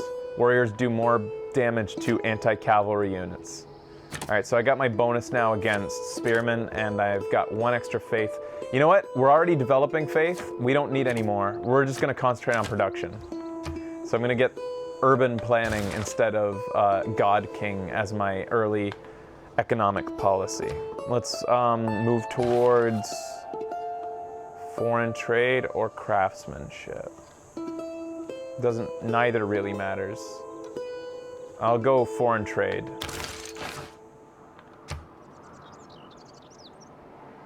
The reason I chose foreign trade is because there is an off chance that later on I'll get the Eureka by improving 3 tiles for craftsmanship, so it would be a waste to research that right now when I could get free research later. Because in a few turns I might get 200 gold and buy myself a builder, improve 3 tiles, and immediately get a Eureka. Astrology.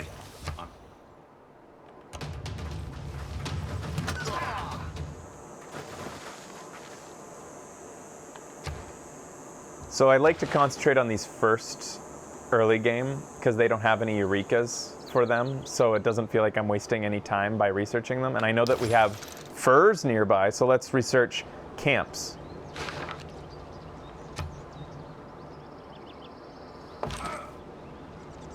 All right, I'm gonna take this camp out. Yeah. 2 men standing, there we go. And then up here, finish this camp off. I've played on Deity before where the moment I see a barbarian camp, they start producing knights. I mean horsemen. Like literally the moment that they appear, the next turn they're producing horsemen. And that's why whenever I see a barbarian camp, I'm like, you need to die now. Because sometimes it's like a random chance a barbarian camp will be a super camp, and it will be more threatening than another civilization even. All right, hey, not bad. So I got my settler, and now it's time to start building my holy site. Where do I want to place the settler?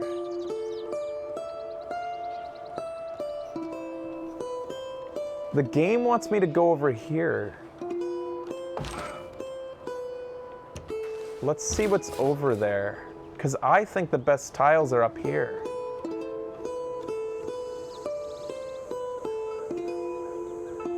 Like by far, the best tiles are up here. I don't get it. Why do they want me over there? Let's go see what it is.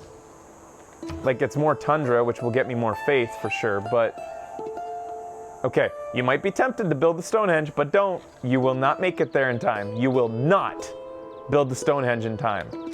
And because I'm getting the bonus from, what is it? Buenos Aires right now. Weird spot in the world for Buenos Aires to be, but oh, this is a unique tile, by the way. The lavra. What is different about it? It's a district unique to Russia, replaces the holy site. Your city border grows by 1 tile each time a great person is expended in this city. That's not hugely different from a holy site, but it's still pretty cool. So we want to found this site in the middle of Tundra. You might not know why right now, but once we get our Pantheon, we're going to be able to get the Pantheon for extra faith per tile adjacent to your holy site. So I'll be able to get a total of 6 extra faith for Dance of the Aurora. That's the Pantheon I want. So I'm going to found this in the middle of as many tundra tiles as possible, and this is the best spot. Yeah, hopefully the AI doesn't take it, but the likelihood that another AI started in the middle of Tundra is not super likely, but I have had it happen before, and it's a real piss off when you're going for that bonus. Why do you want me to settle there? All right, fine, I guess. I don't know. There is a lot of Tundra. Let's go see what there is over there. I don't want to settle that close though, because of his bonus of getting more territory. I want to settle as far away from that other city as possible. Oh, there's another city-state over here. No, I'm not. Geneva. And I'm also the first one to meet them, so I'm getting 2 science now. I might have to kill Geneva, actually. They're in the middle of prime territory for me.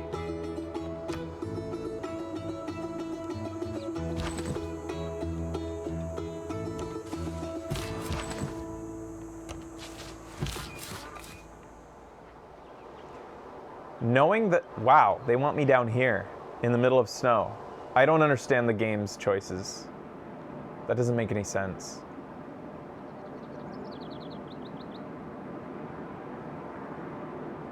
If I kill Geneva, I'll be able to get these 2 cities perfectly distanced from each other. Almost perfectly distanced. Because 1, 2, 3 tiles, this is as far as Geneva will reach. And 1, 2, 3, this is as far as St. Petersburg can reach. I'm just gonna take out Geneva. And I'm gonna go settle elsewhere. We'll take you in a little while, Geneva. I'll accept your science bonuses right now, then. I am fond of pigs. Dogs. Wait a minute. Does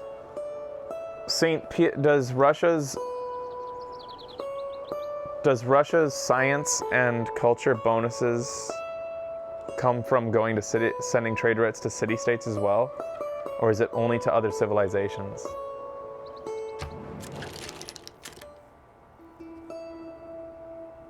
Civilizations. So I wouldn't be shooting myself in the foot to kill Geneva.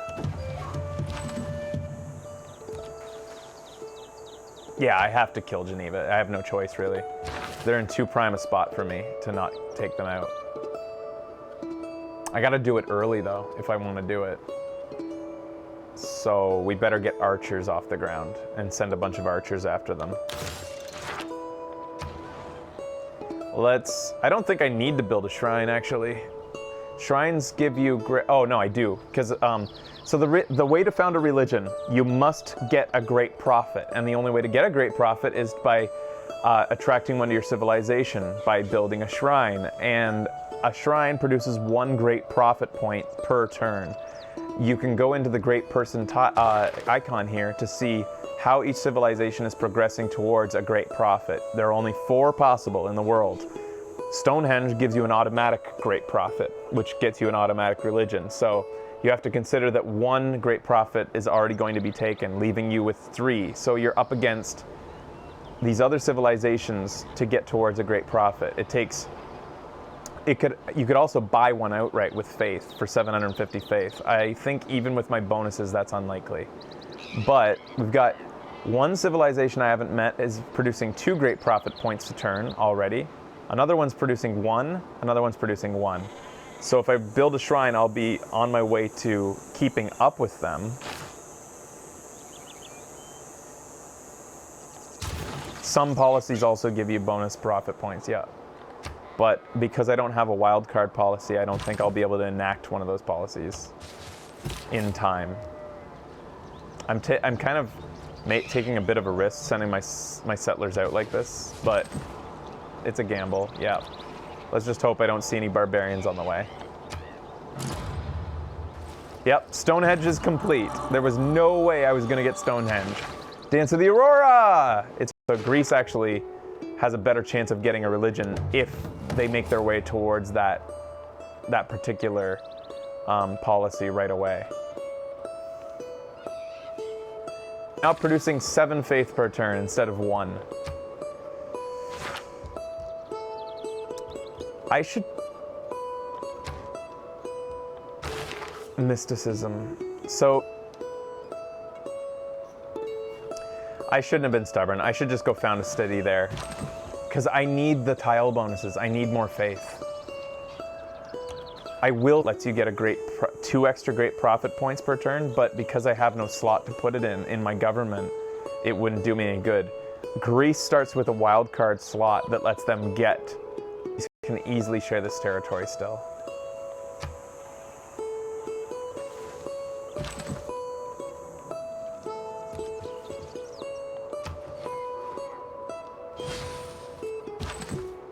Oh, I can build a settler. Or I mean a builder. I bought a builder.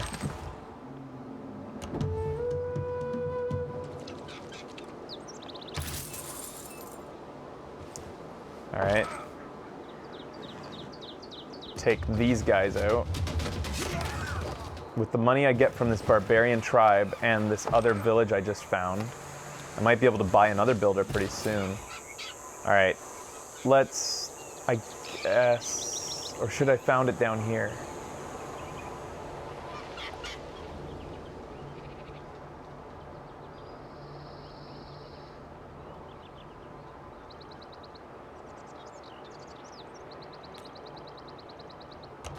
Let's do it down here. The hill, you'll need the extra production. Which hill?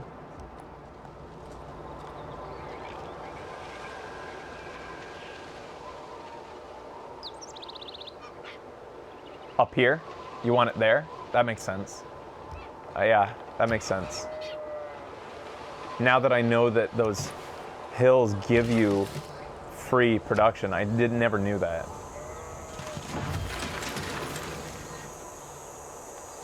So you're thinking there.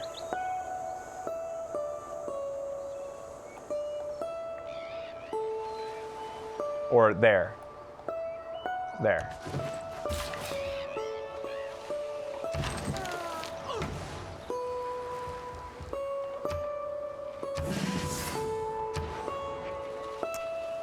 So we've got our holy site built, so we're making our way towards a prophet. I think it's time to start holy site prayers, and this is the secret weapon to getting to a religion in time.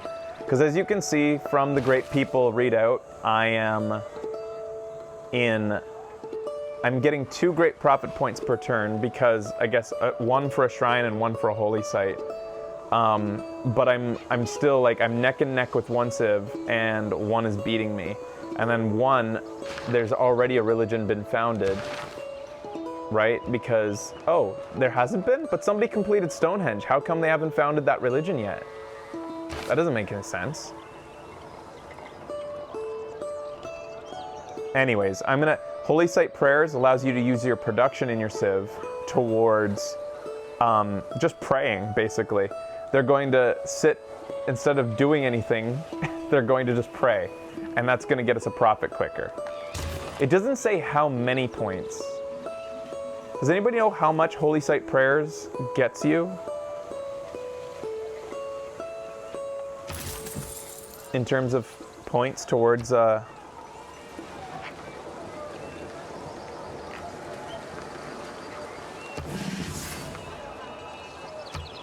Oh, if the Congo built it, that's possible. So Congo is the only civ that's not allowed to found a religion, and yet they still are. I think they're allowed to build Stonehenge, though. So they could have wasted a prophet. That's funny if they did. So the prophet just shows up, and he's just like... Now the question was, how much does Holy Site Prayers get you for great profit points? So Holy Site Prayers is a production... like it's a thing that you can tell your city to start doing that costs 25 production. So how many turns it takes depends on how much you're producing. and it gets you a certain number of faith and great profit points. It just doesn't say how many, for whatever reason. I don't know why, because I think that's pretty important information.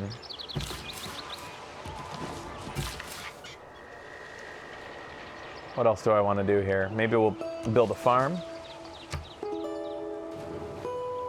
May the forces of evil become confused while your arrow is on its way to the target.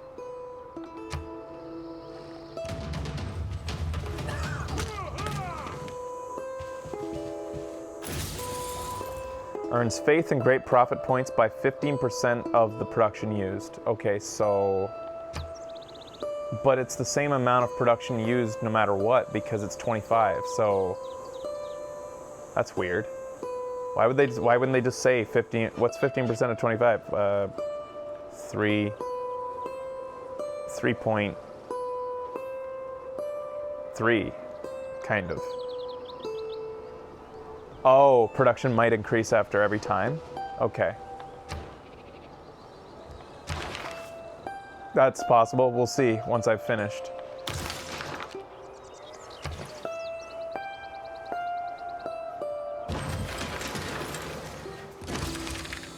Hey, I found another civ. I mean, another city-state. I think I'm alone on this continent, guys. Yeah, I got lucky. We're alone. We don't have to worry about anybody. I want these diamonds. I think that we're like, it's possible actually there's more continent up here, but this is like the northern pole and this is the southern pole. The likelihood of another civ up there that we haven't met is not super likely. So we should concentrate on a religious victory, I guess, or cultural. You can get both from being religious. All right, finally founding my city. And let's produce, okay, no. Holy Site Prayers is still 25 more production. Oh no, wait. Base cost is 25, but the next one is 39. So it does increase every time you do it. So I just got 4 extra points, so I jumped ahead of the other civs by doing that once. How come I'm producing 3 profit points a turn now? I don't understand how. How am I producing 3? I only have...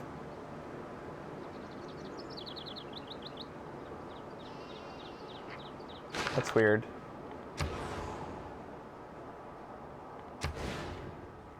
Look at how many extra bonus, oh my god, so much extra faith. So faith lets you buy things. You can buy great people with faith, or you can buy apostles and missionaries to spread your religion, and depending on what you decide the policies you decide on your religion when you found it, spreading your religion can come with bonuses as well. Religion can help you with a cultural victory. It can help you with a few different types of victories because of your ability to buy. We'll wait until we research mining before we expend that builder. Who deserves it really more depends. Than the wife of a coal? That's the positive aspect of trade, I suppose. Let's see here. No, we'll keep going with what we got. So I'm gonna need you guys to help me decide what to run for our religion. What are you? These tiles? Oh yeah, because we want faith. Maybe I shouldn't start a quarry then. Or maybe...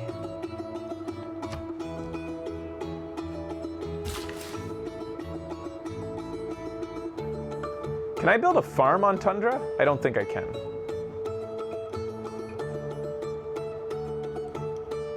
No.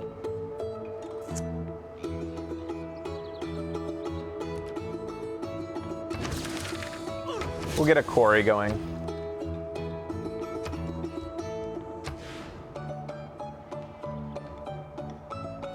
Doesn't give us extra faith, but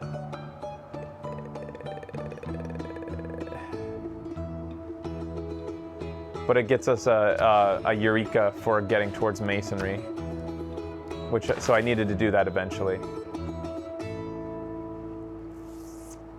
pottery. Mysticism for the Oracle. Patronage of great people costs 25% less if we build the Oracle. 25% less faith. That's actually really good to have for us, what we're doing. Because we want to just buy. So the way that you can get a cultural victory is by filling up your society with cultural works of art, writing, different like things for people to see, obviously, world wonders, things like that. Because a cultural victory is actually a tourism victory. So putting great works of art and stuff into museums can help you get a cultural victory. So the way that you get great works of art and writing is by getting great writers or great artists, and you can buy them with faith instead of earning them. Usually you earn them with points, just like you would a prophet that we just demonstrated, by like building an amphitheater. And then the idea behind that is that the great writer sees the amphitheater and is like, I want to write in that city. But you can just skip the line basically by buying them with faith. Faith kind of cheats. It's like a cheat in the game. It's like an extra element that kind of breaks the rules. So if we get the Oracle and concentrate on producing just tons of faith with our Tundra tiles, we will be able to buy great people instead of building theater districts. Eventually you have to build a theater district because you want to actually put those great works somewhere, but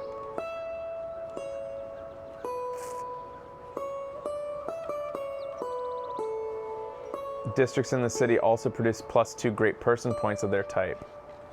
Great writer points from theater district, blah, blah, blah. Must be built on a hill. Yeah, let's build the Oracle. Let's see if we're able to.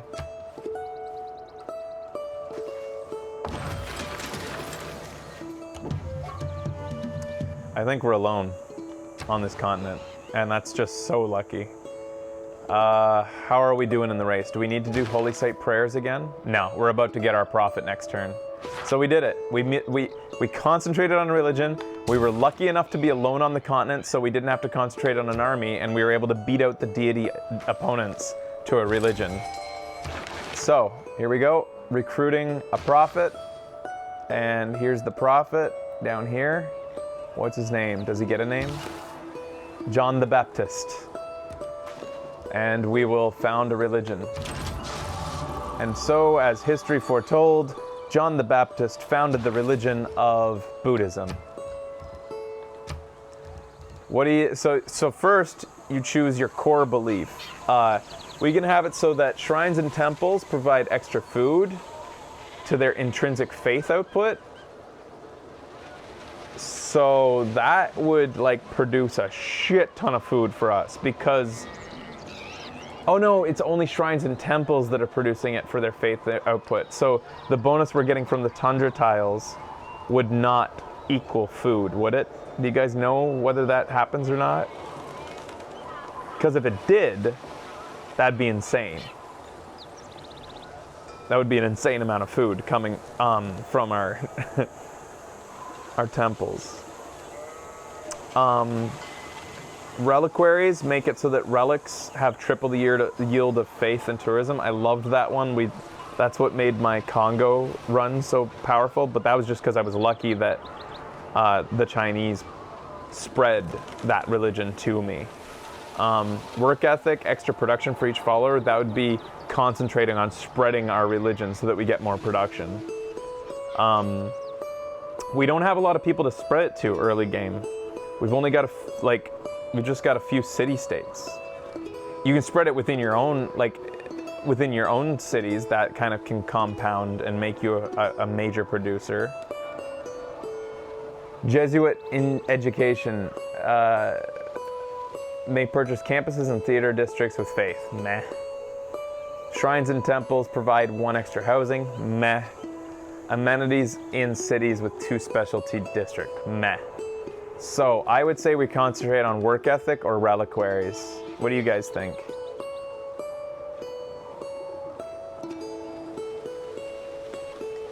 I just don't know how it's a percentage bonus that you get for each follower of the religion. So if you had a city with six people and they all follow the religion, you'd get 6% production bonus. And I think that's only in a per city thing. So it's not like the people around the world following your religion that gives you the production bonus. It's just a bonus for that individual city.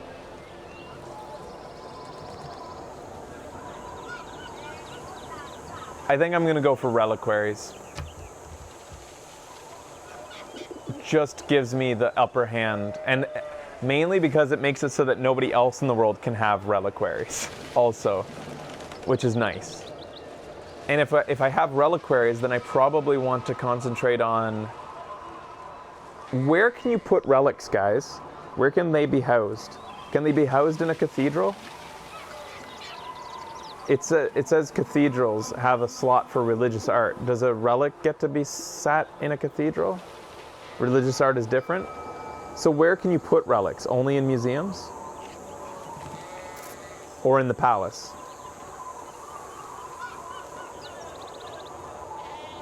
What do I want to construct? Religious art is good. So you get relics from sending out apostles and having them die in religious combat, or you can dig them up out of the ground later, I think.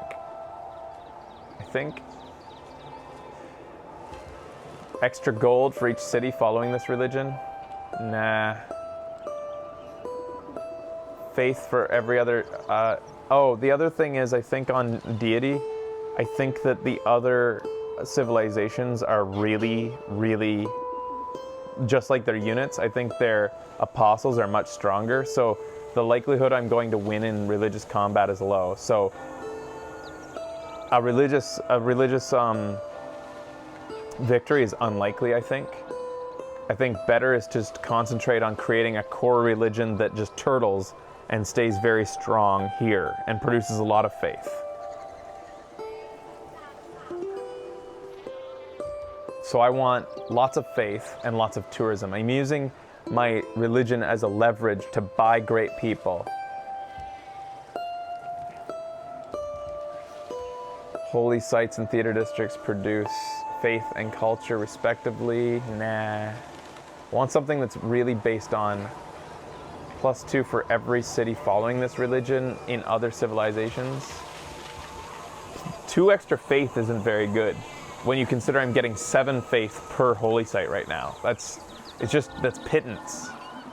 That's a drop in the bucket. I want something that really compounds the amount of faith I'm currently earning from my Tundra tiles. So does anything do that?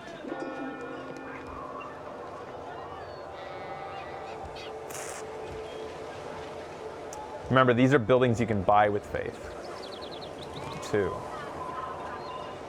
+2 food? Or do I want that extra slot for art?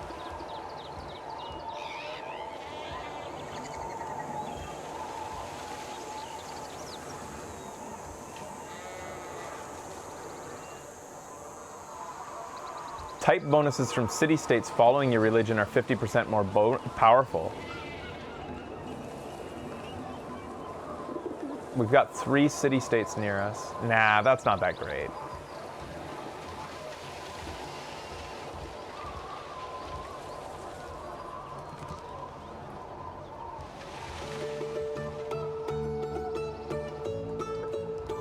Missionaries and apostles are 30% cheaper to purchase. I could just flood them with apostles and missionaries, that's for sure. You know what? Maybe that's good. Would that be? Nah, I want cathedrals. Extra buildings. And that extra 3 faith will end up being good for purchasing more apostles anyways. So, I can get 2 more beliefs for my religion by buying an apostle, so that they can like evangelize the religion. So we're the first religion on the map. Can we build a cathedral? How many points do we need for a cathedral? Our Buddhist cathedral. Not yet. What's our beliefs again? I don't. Okay. Yeah.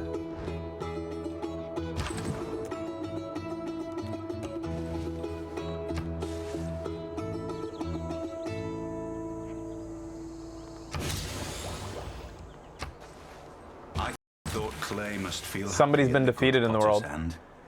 Another player's been defeated. Uh-huh. That's good to hear. I'm enjoying my continent, everybody. I'm enjoying this area. What do we work towards now? This is just such a luxury, not having any opponent right now.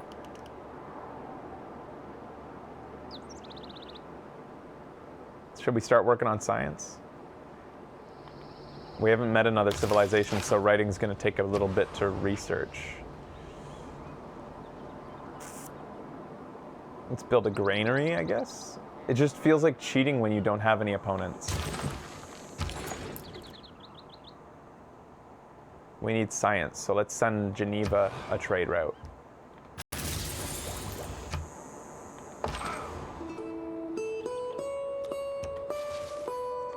We're gonna have to keep our eye out for barbarians. There's a lot of unexplored map space. I'm just gonna set these guys to auto-explore, I think, so that I don't have to do this as much. As soon as you're healed, you can go auto-explore. Should also probably get a couple extra cities up, right? In fact, that's what I should be concentrating on.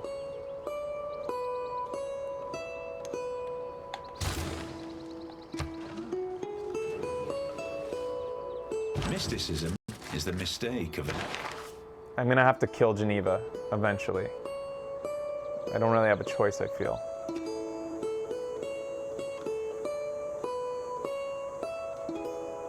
Still production? Yeah, still production. We'll keep production going. Another fucking city-state that hasn't been met? It has been met! I'm not alone on this continent.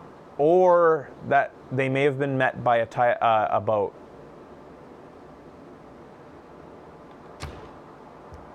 What do they want? They want religious conversion. Oh, they want to be converted to my religion. And then they'll start giving me extra faith. Okay, we can do that. Let's buy a missionary.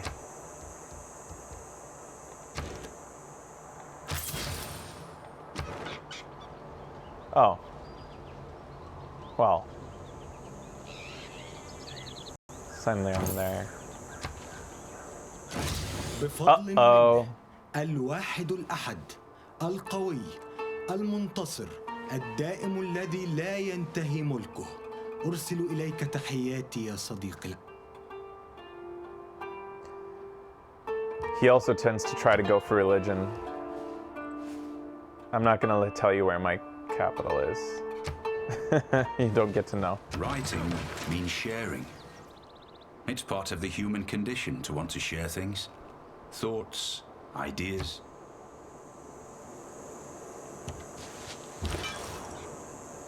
Okay, so I'm gonna send this missionary up there. I should probably research sailing so that I can send my missionaries out to other continents soon. Or what does it take to make units embark? It's not sailing, but it's even further than sailing, isn't it?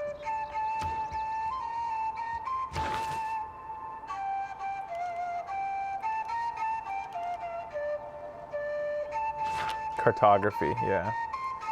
So do we go for the Oracle, or do we go for a campus right now? Let's do it. Oracle. We can do this. Where should I put it? Oh, it has to be on a hill, so that means I lose my production, right, on that? That sucks. But I guess it was gonna have to happen.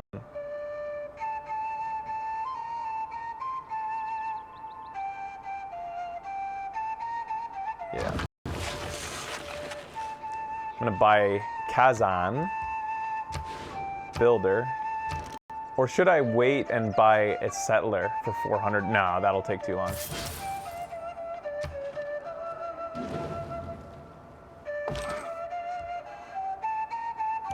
Oh, I should be setting these guys to auto-explore now. Go ahead and find things for me.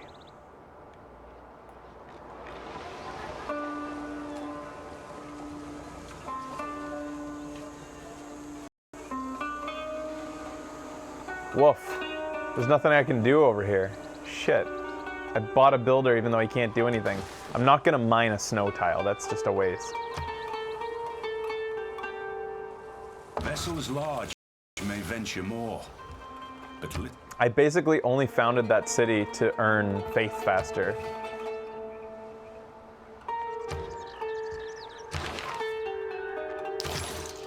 There we go.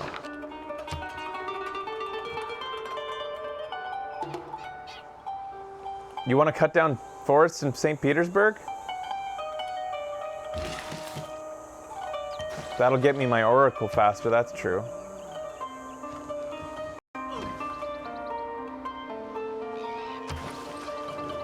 But that will get rid of some of my production, my ability to produce. Imagination is craftsmanship, and gives us many useful objects. Oh, such as outside more wickerwork borders? Picnic baskets. Okay. I never even really thought about doing it outside my borders. Where should I do it? Uh-oh, there's... I see barbarians down south.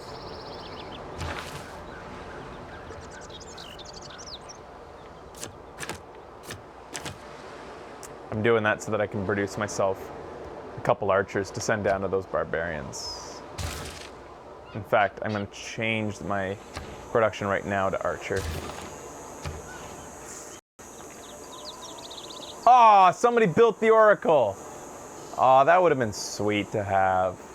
That's okay. At least it was early and it wasn't right when I was about to finish it. That's the worst, when you're about to finish the wonder and then somebody builds it. Not a lot of bonus tiles for science. Might as well just put it anywhere.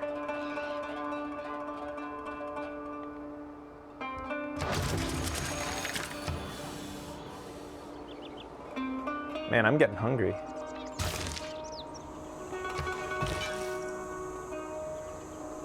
You can only build the Great Wall if you are China, yeah. I don't know what I want for food.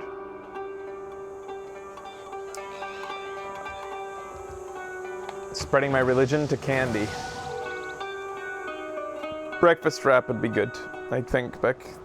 Breakfast wrap's good. I don't want birthday cake.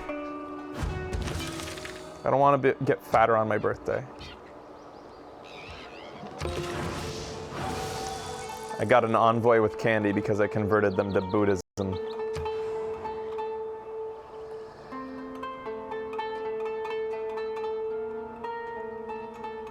I think I actually like Buddhism, right? What is Buddhism? Is Buddhism crazy? The man who has grit enough to bring about the afforestation or the irrigation of a country. Does Buddhism have any beliefs that, like, you know, hurt people and civilizations? All religions are pretty much crazy, but I don't know that Buddhism has anything bad about it. I don't think they have any, like, you know, do they oppress women in any way, like all the other religions?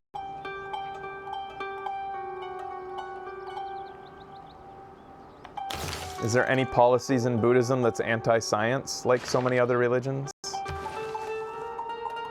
Do they have their own Tower of Babylon? You know? Stop trying, human. Stop trying, mankind. Trying is for God to do. The moral of the Tower of Babylon. Don't you dare try harder.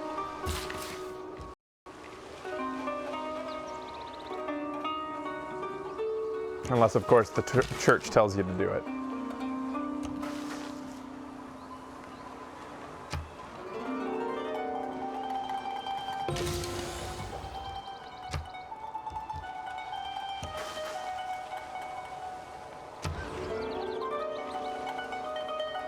We could build the Hanging Gardens. We weren't beat to that.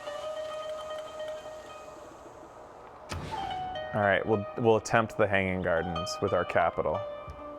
Or should I be concentrating on... No, I should be building a settler. I should be concentrating on faith. So let's build a library while we're waiting for Early Empire to complete. No, let's build a monument. We need more culture. When wasteful war shall statue The only crazy part is giving up your stuff and wealth. Oh, so Buddhism might be a little bit of one of those don't try too hard religions.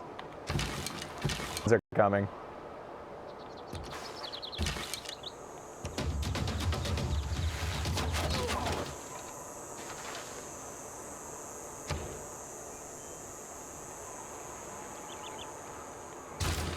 And complete the shrine now. When can I afford an apostle? I can't remember when the apostles are allowed to be built.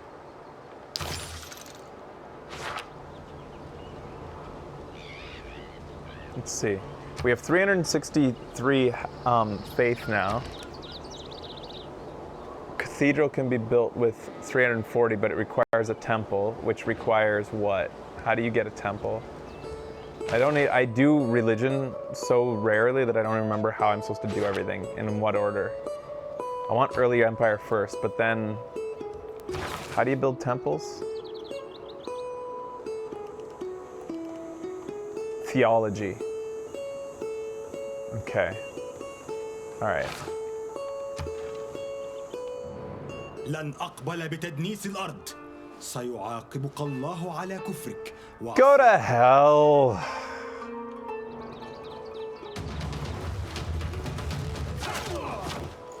So old Abu, or whatever his name was, sorry, Saladin, doesn't like other religions. He's intolerant to other religions.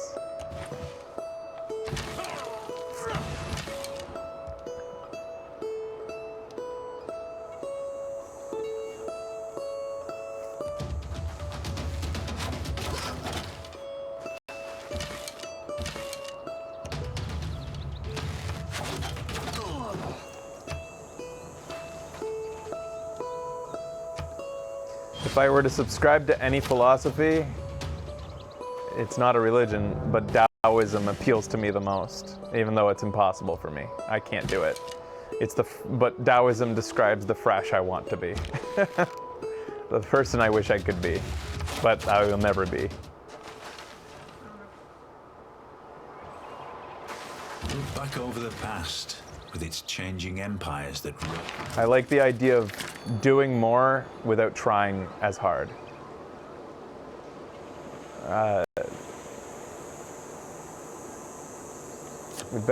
We're facing a lot of barbarians, so it's probably time to do this.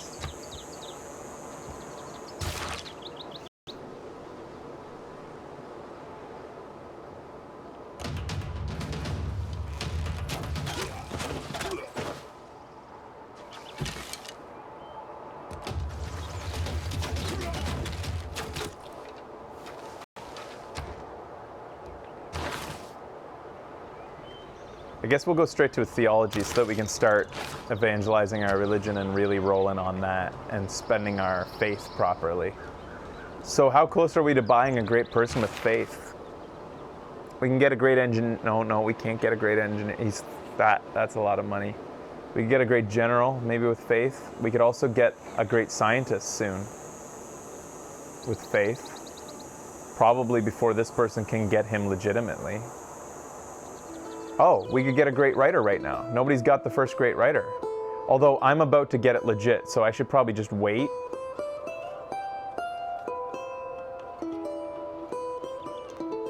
How am I even getting 2 writer points per turn?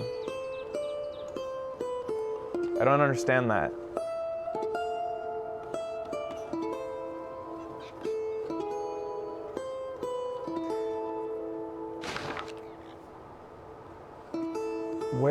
Where am I producing the great writer points?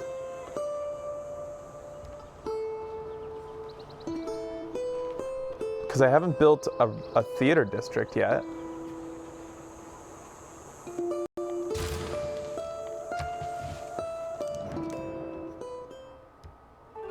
Nah. He wanted open borders between our civilizations, and he can go to hell.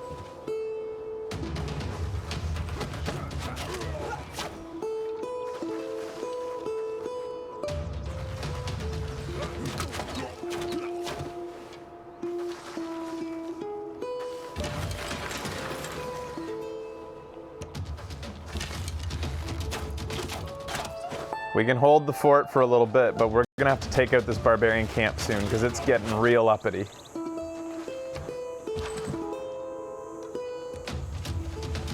Don't worry, we'll kill your barbarians for you, Saladin, you useless son of a bitch.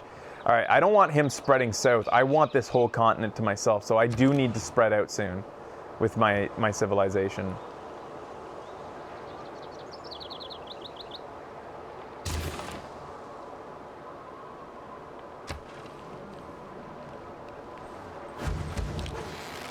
I'm getting 2 writer points a turn right now, and I don't know how. Because I don't have a theater district. All I've done is concentrate on religion. I didn't know like that holy sites get writer points. And I don't have any policy that's creating it.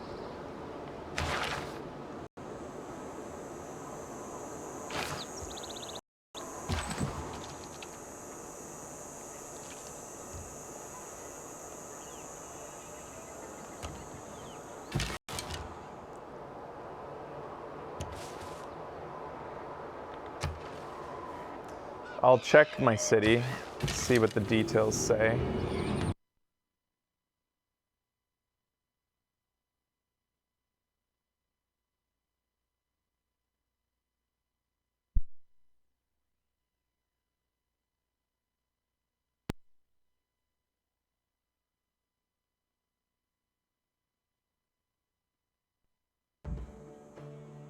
My mixer doesn't like to be on more than 24 hours apparently, and it just like stops.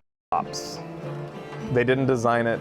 It has a bug, I guess, that stops after 24 hours, basically. They didn't design it for 24-hour long conferences, or concerts, I guess.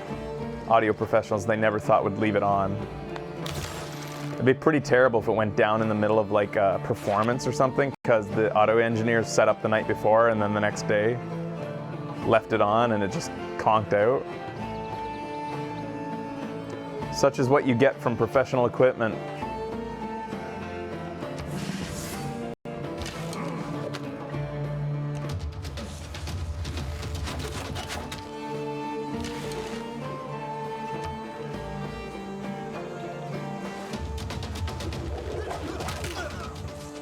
Uh-oh. No, no, no, no, no, no. Shit. What was the likelihood of that? Fuck! Ugh. I hate barbarians. They're so annoying.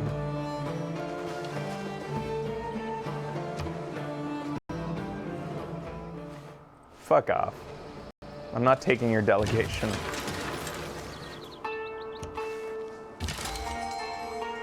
Hey, I got my first great person. It's a writer. Homer? Has he ever read anything? Is that guy good?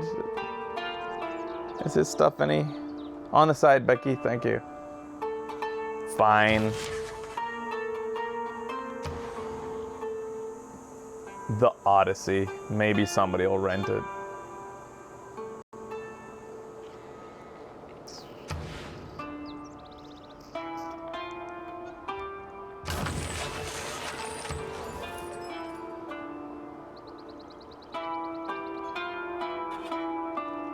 I think I have to keep on creating more archers if I'm gonna hold off the barbarian hordes. So he has to put his writing in the palace because I have nowhere else to put it right now. Let me not then die ingloriously. So I'm producing 4 extra culture with it and 4 extra tourism. So is tourism, like, I don't even know how these things work. Like, is tourism cumulative over the course of the game?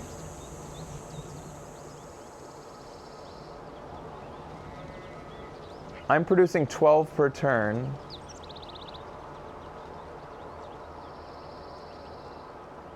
They don't do a good job of how you're doing it. Like, does tourism even matter until the very end, how much you have? Like, I feel like it doesn't have any effect throughout the game until the very end.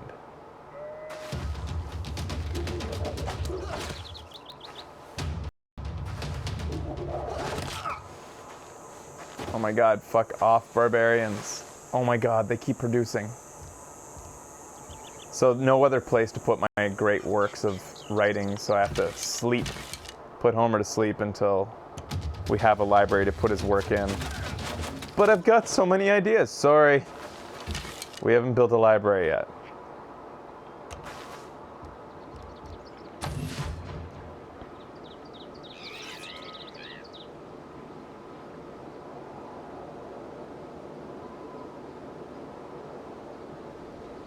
I really should have, because I got to switch over to building settlers. I should have done it a long time ago.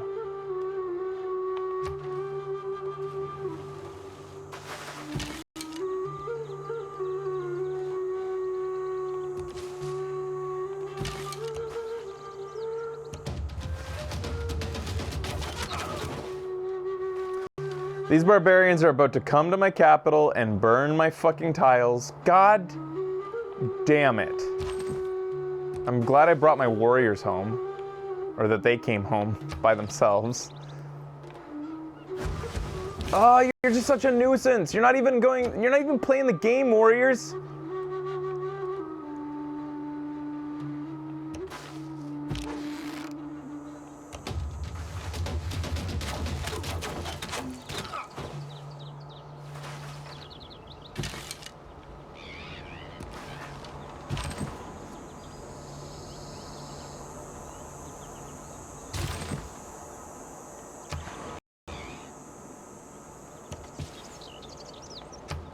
Harald Sigurðarson stendur fyrir.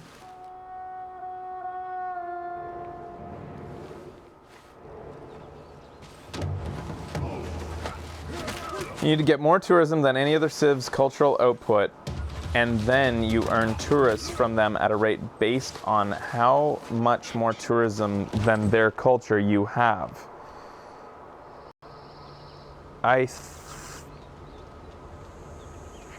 Okay, so you take once you have more tourism than them, you start stealing their their tourism?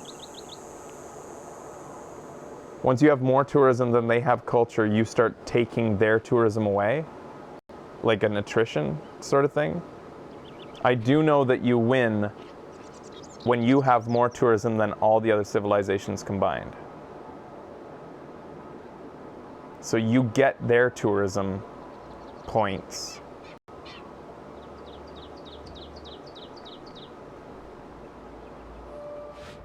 So it does matter to have tourists early game? Like it actually has a bearing?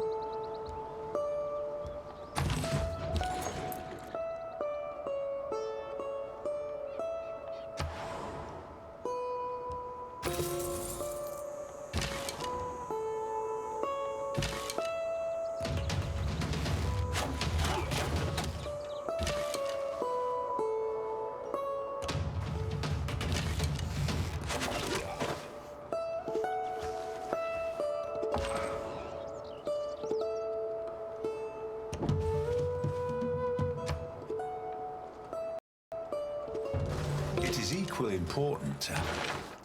It's time to change it so that I can produce settlers quicker. We'll otherwise keep our other policy.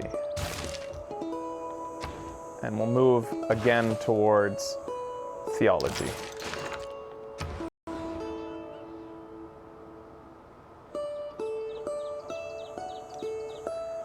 I just don't see where the tourist count is. Here's my tourism. But is that the same as a tourist?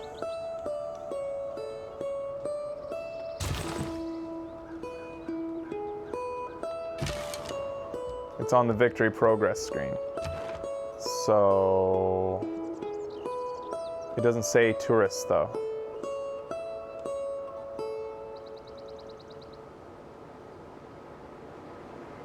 On the culture subscreen. Where's that? Oh. Okay. To achieve cultural victory, you must attract visiting tourists by generating high amounts of culture and tourism. Victory is achieved when you attract more visiting tourists to your civilization than any civilization has domestic tourists at home. Your domestic tourist represents the tourists from your civilization that are currently happy vacationing within your borders. Your visiting tourists represent the number of citizens you've attracted from the domestic tourist pools of other civilizations.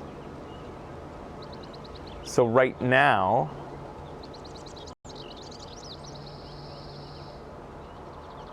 what's this gold tourism? Is that the number of tourists they've attracted?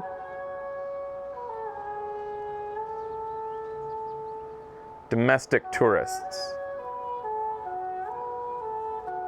I have 4. He has 25. That's his fucking population?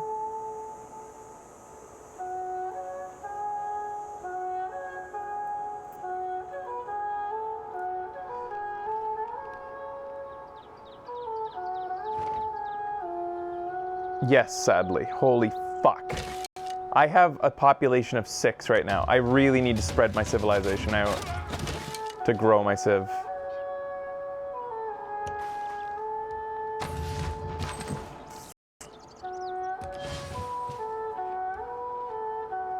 I did not need a recon unit. I'm gonna delete that recon unit I was just given.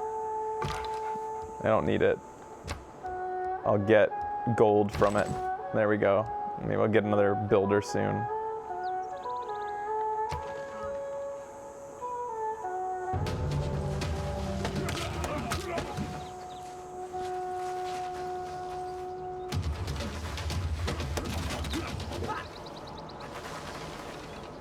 Without mathematics,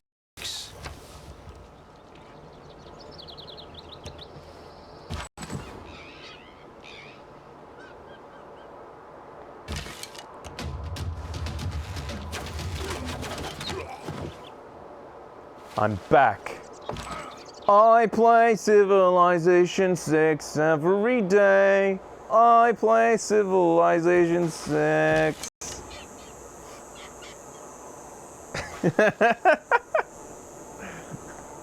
When I wake up, I get my Steam controller, and then I play Civilization all day long, all day long.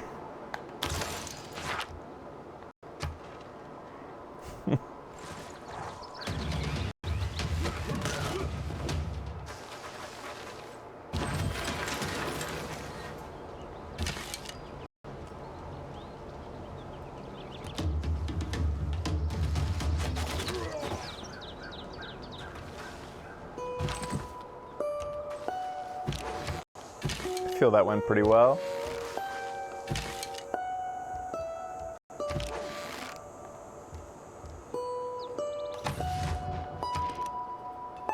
I'm back. What am I building now? Settler. No. Well, that'll take him forever. But I should.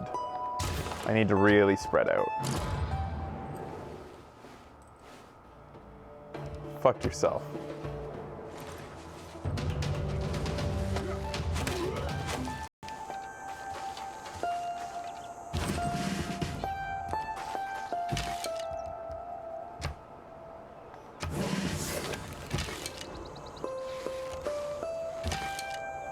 Looks like that barbarian camp has stopped producing units, so that's a good thing.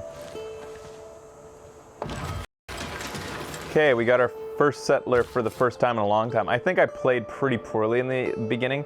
I got lulled into the sense of security, having no real, like, opponents in the area.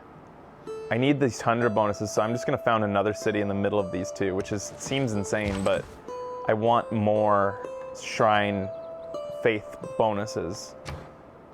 So we need at least one more city, and then maybe even one more over here on the coast, which just seems really crazy, but I don't think I can. Can I put one there? Yeah, I can put one there. We want more faith bonuses. And so is there another, can anybody think at the moment of another way to get, what the, can anybody think of another way to enhance the faith adjacency bonus? Well, is there like a cultural policy or like a science policy that somehow gets you more, like doubles your faith adjacency bonuses at some point? Maybe a district that does it? Oh my god, they just left their home. The barbarians didn't even leave their fucking camp protected. That's how dedicated they were to... That's hilarious. Which is which policy? And should I beeline it for that? What's it called? Is it cultural? Oh yeah, it's cultural. All the men and women.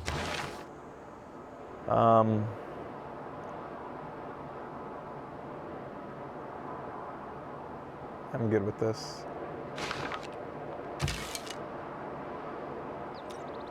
All day long, all day long.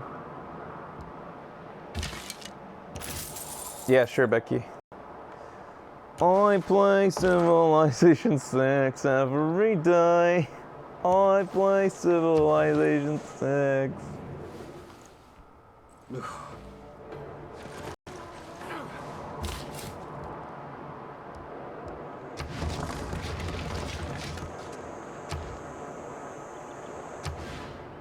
Jesus, those bonuses are insane.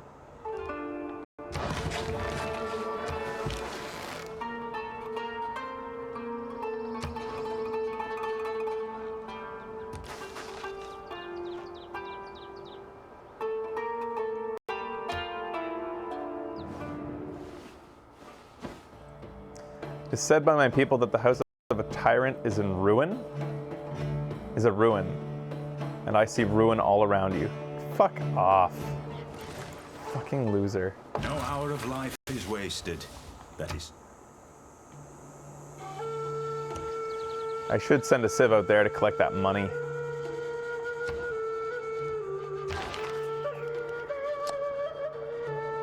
Oh yeah, I probably could recruit a great person, couldn't I? I forgot all about that. After I recruited my writer, I wanted another one, but can't afford this one. He's expensive. Don Quixote. Cervantes.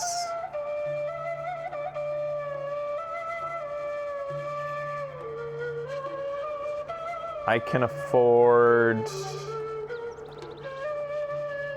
a general. That takes it away from Arabia. Sun Tzu. Wait, could I have afforded a great merchant? Oh, I could. I'll get him too. Oh, can't now. Shit. Increase trade route capacity by 1. Trade routes in the city provide +2 gold to both cities. Shit. He gets it in 30 turns, and I will have that. I'll be able to get it before him, before whoever this guy is who's trying to earn it.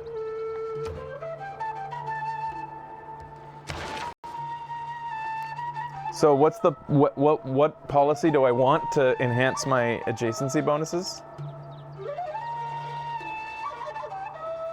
This music doesn't fit Russia. What's going on? Theology? Oh, I'm almost there. Oh, 100% holy site adjacency bonuses. Nice.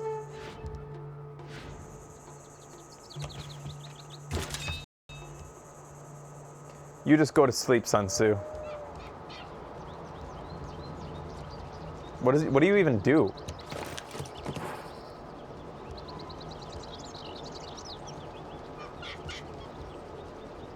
Oh, he creates the art of war when he's retired, when I retire him. Oh, that's great. That's actually a cool thing they've done with generals in this game, is they've made it so that they become less effective as they live beyond the era they were used to, like once, like a general from the classic era or the medieval era is less effective in, say, the modern era.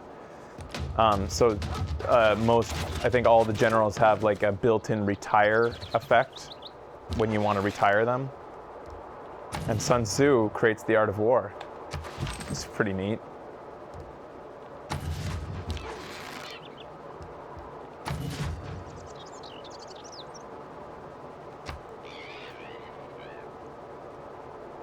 That actually sounds kind of badass, Metroid.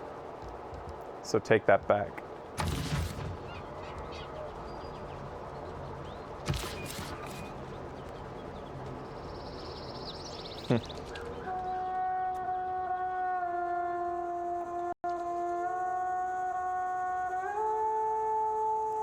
That's all tundra up there.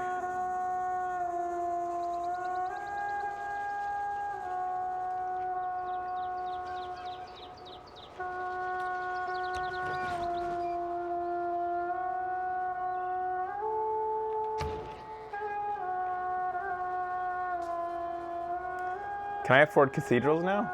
Almost. One more turn.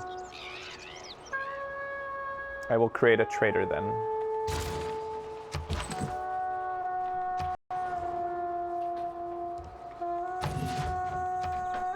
My wrap is here.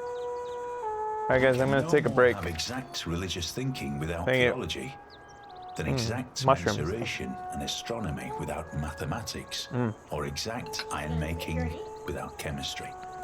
Alright guys, I'll be back in a little bit. Burr, it's cold in here. I won't let you.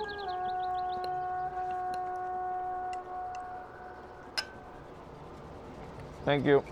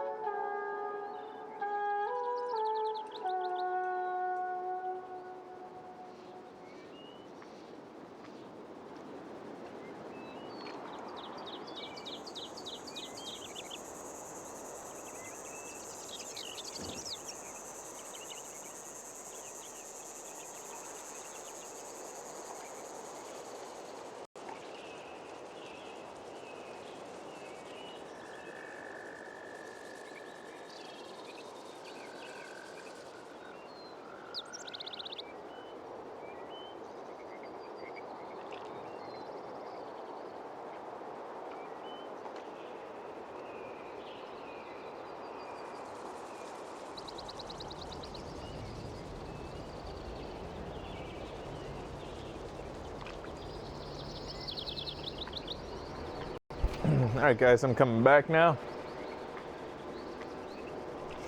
Alright, that was my Little break. Get the right buddy in there. Thanks for the wrap, Becky.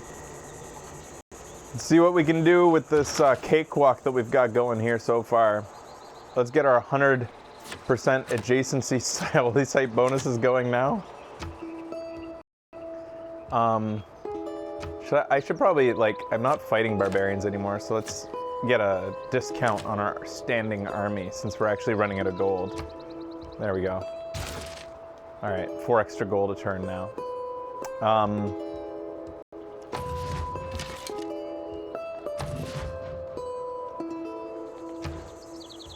So now we're producing 39 faith per turn. We should probably get a political philosophy going here soon. We'll send an envoy to Geneva, but we're about to kill them, aren't we? Sorry, I just deflected my burp right down. I thought I was doing a quiet one, but I sent it right down to the mic. That's really sexy. Thank you, goodbye. When I do, I'll be able to get bananas and wheat from them. How do you get the wheat from them? Do you get the food? Get sent to your capital, I guess?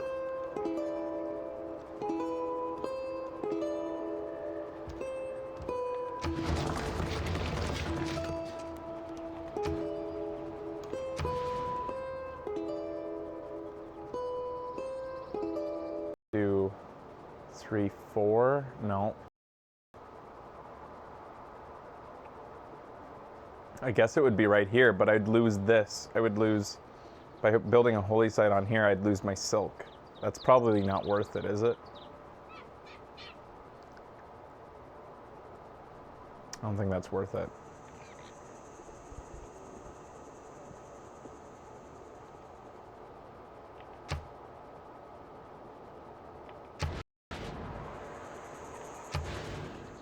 I'll just build one here.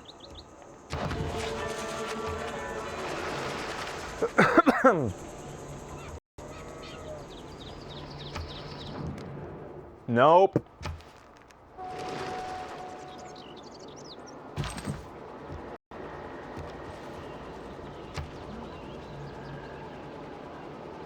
Politics is the art of the possible, the attainable, the art. So we're gonna change governments now. I guess I'll decide that in a second. We're not like in any way worried about attacks. So we're gonna go for a classic republic. More great people points, holy adjacency bonus, and we'll also go for extra envoy points and +1 production in every city, and what do we want? Writer points or scientist points?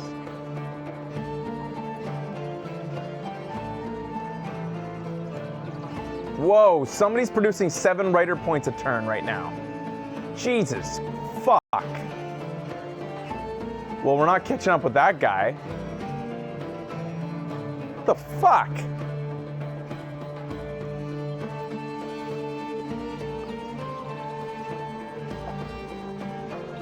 That's fucking disgusting.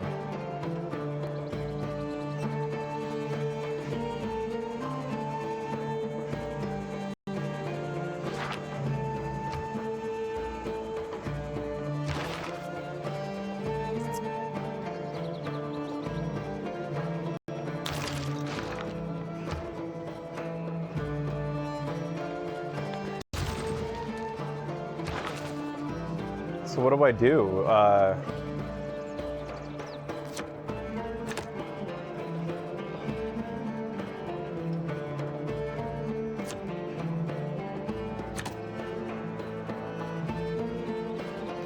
I'm gonna keep building more settlers right now.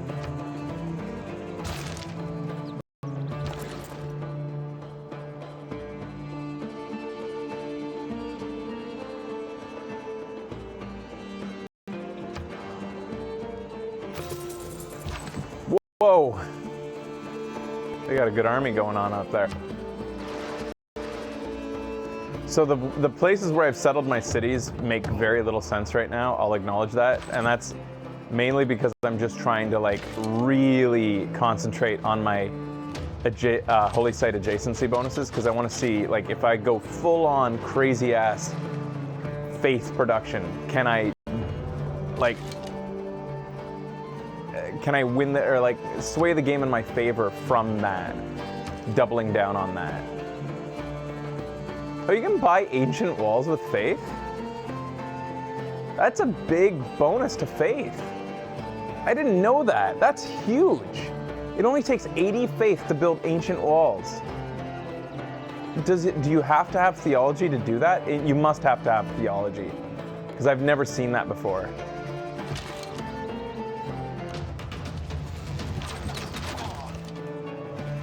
That's a huge bonus to faith.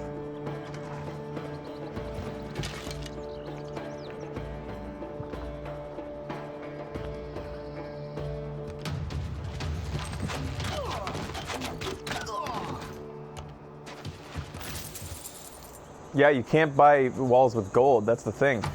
That was always like the kind of the downside to walls, was that you can't start like a new little civ and then like you start a new city and you're like, oh, that city's really unprotected, and then like just send it, like, you know, buy it walls. You can't do that. They specifically designed the game so you can't set up little strongholds.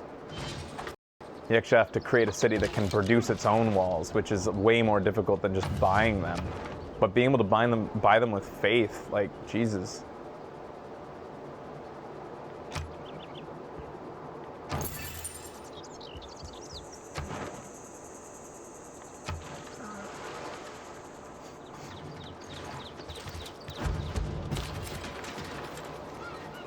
Where do you want this city? The game is, oh, it's suggesting I go up there. All right, we'll do that.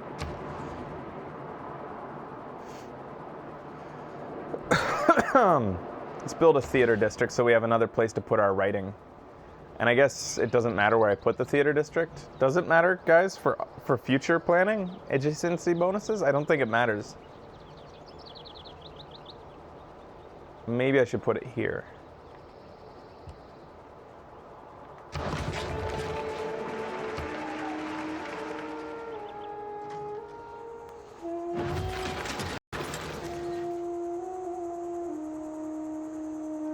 Time to buy a cathedral.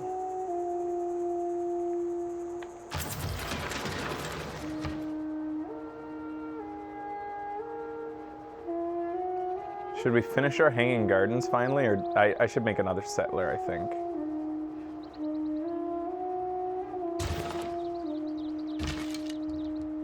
And I'm gonna purchase another builder. I can't afford a builder. Wait, yes I can. Oh, it's because there's a writer in there. He counts as a builder-like unit, so I'm gonna buy, there we go.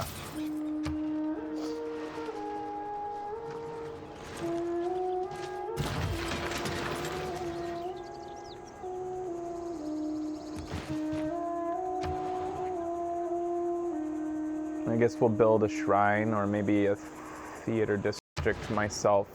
Yeah, I think I should have another theater district.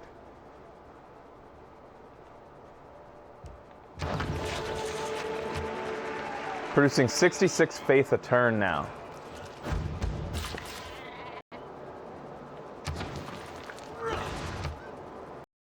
This little scout, I'm just letting him walk around because scouts do nothing. They don't even burn your resources, so who cares?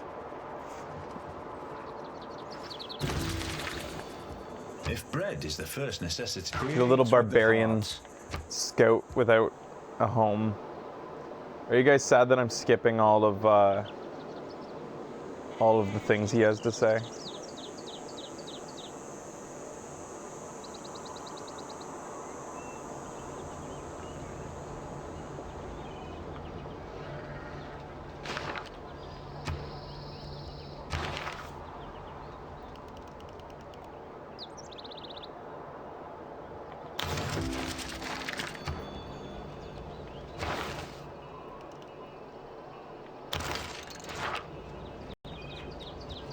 I'm gonna put Yeah, right down there. It's time to get us some amenities.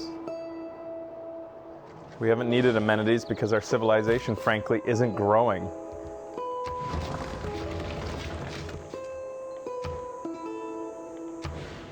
And then put one down here.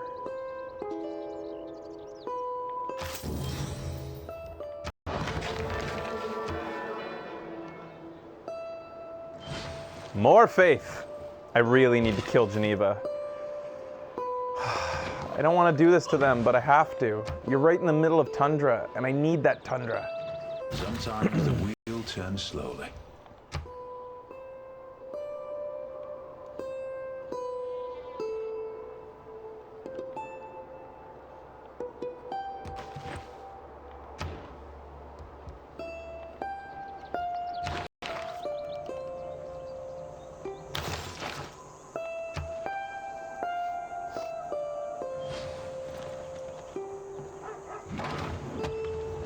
Who are they fighting up there?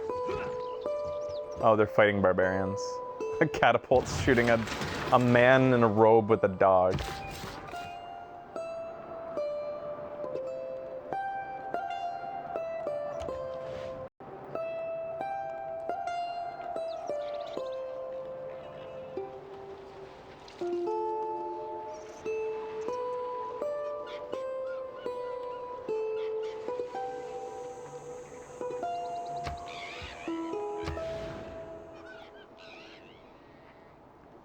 I don't even know why I'm improving these tiles. Like, I mean, nobody's around to benefit from it. I don't have enough people actually, like, I could send, I'm gonna send him over there. It's gonna take 10 turns for him to get over there, but that's where he's going.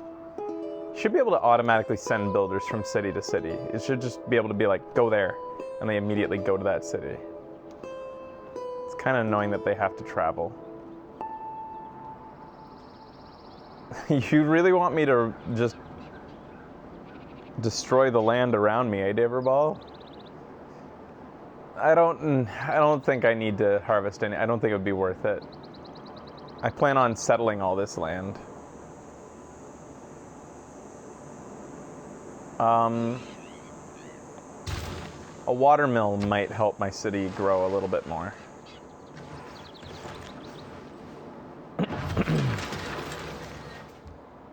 So how's our, where are we as far as earning these guys go? I can get an artist soon, but I'm gonna earn that artist before anybody else. Oh no, I'm not. He's gonna beat me.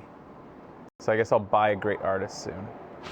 I should probably buy some cathedrals then. What? You can purchase, what? How? What makes you able to do this? I haven't understood faith. You can't do this early game. So what policies have I enacted that let me buy all these buildings with faith?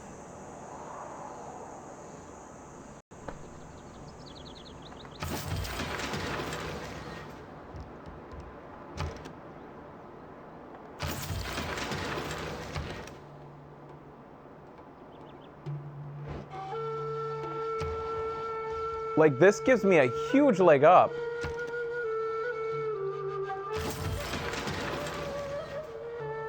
I can just go around and make my little civs suddenly become much more efficient by buying them these really critical buildings that would cost a fortune otherwise. I would never be able to afford that.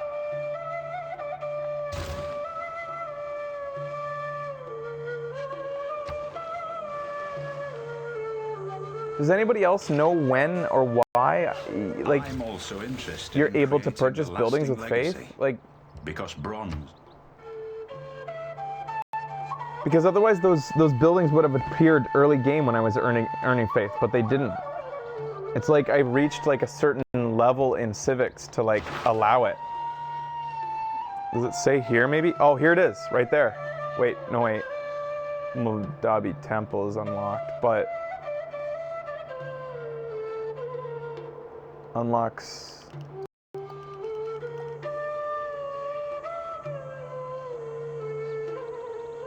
No, it doesn't say anything here.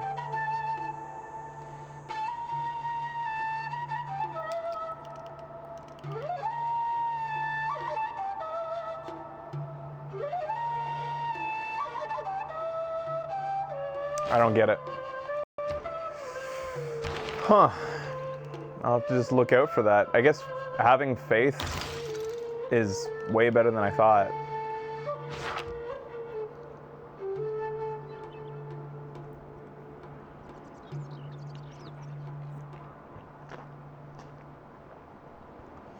I don't think it's the government. I looked at my government policy and it's like bonus great people points. Yeah, nothing about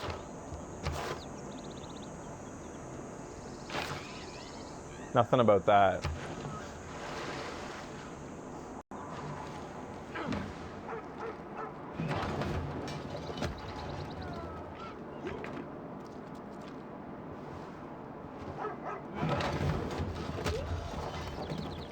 Who are they fighting? They're fighting themselves. Oh, maybe not. Never mind. New barbarians appeared somewhere, but I don't know where, because you have to play Where's Waldo now to find out where.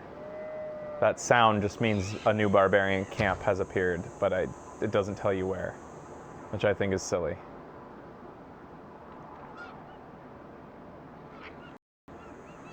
Still nobody has bought the Hanging Gardens, or I mean built the Hanging Gardens.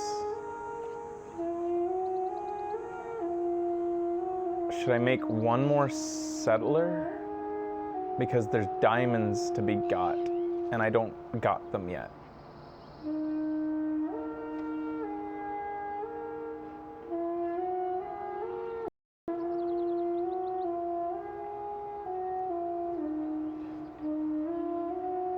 I mean, there's lots of places I could be sending my.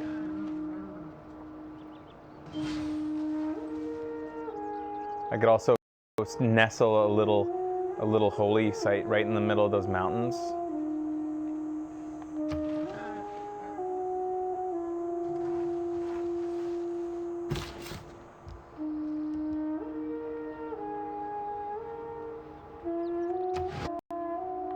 Put a holy site right there.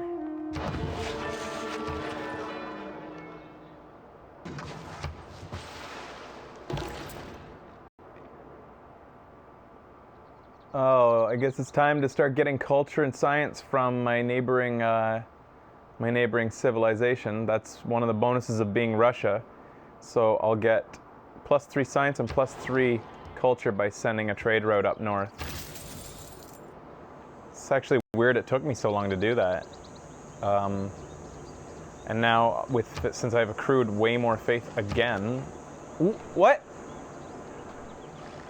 You must have to have a holy site first before you can buy stuff with faith. That must be it.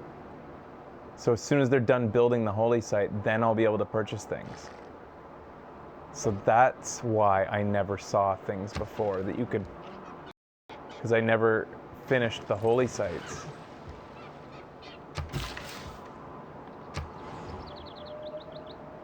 Huh.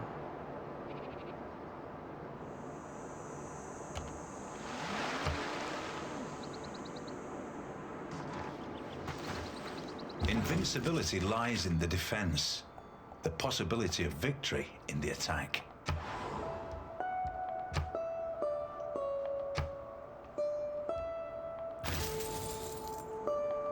Getting lots of extra culture and science from old Saladin.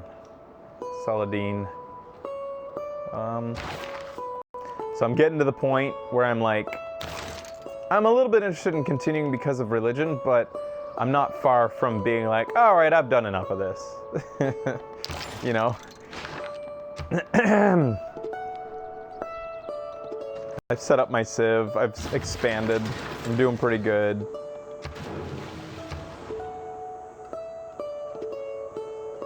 A relic slot, yeah. Relic slots go in temples. I should probably buy an apostle and evangelize the religion, huh? And decide where I'm going with this religion.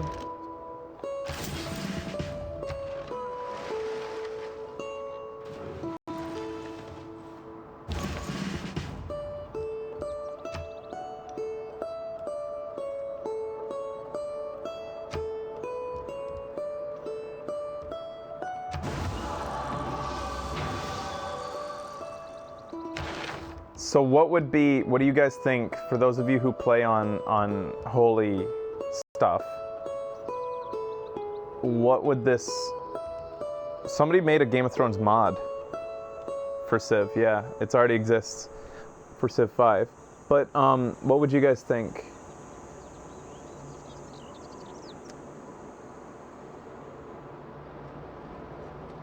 Two faiths for every city in this religion, other city-states.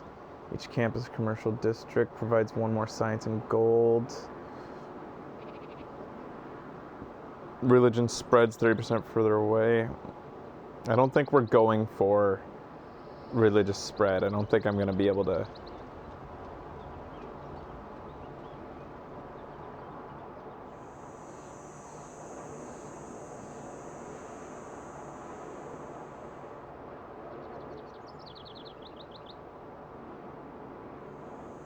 +1 culture for every 5 followers of religion of this in other cities.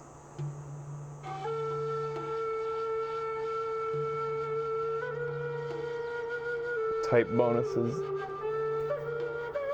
You guys think money would be good? But I would just want, I don't want to, I don't know.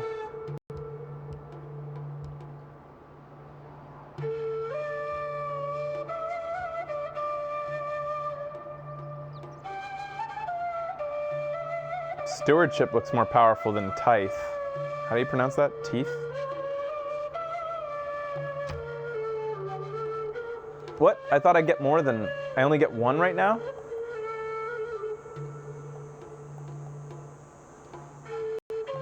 Fine, I'll do that. I'll take your advice.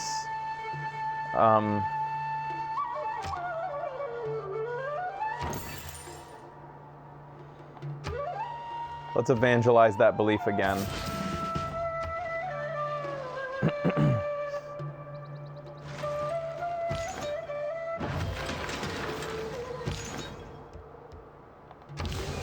Now we get our last bonus aspect to our religion. We'll produce.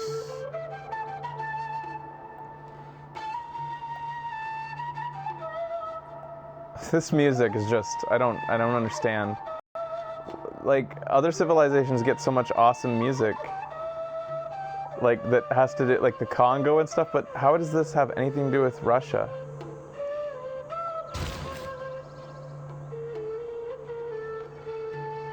And this flautist sounds like he's drunk.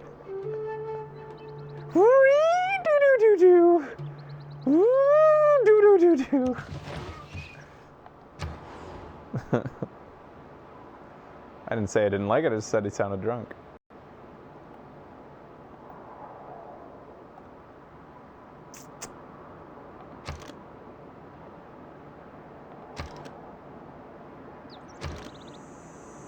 Build an amphitheater. So our last thing, crusade. Religion spread. Well, we want religious spread if we want more money from tithe.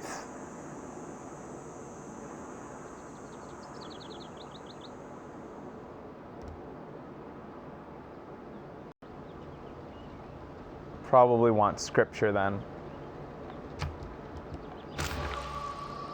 So if I'm doing that, then I should start buying missionaries.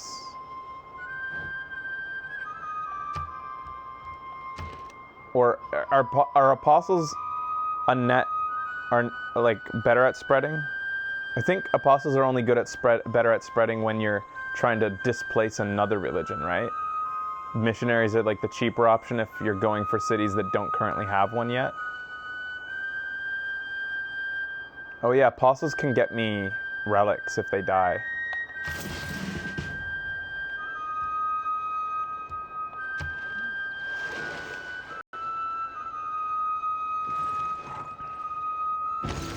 Believe that if it ain't broke, don't fix it. Engineers believe that if it ain't broke, it doesn't have enough features yet. I love that quote. Who is Scott Adams? Some people probably think I sound stupid for saying that. I just don't know who Scott Adams is. Thanks for that birthday wishes.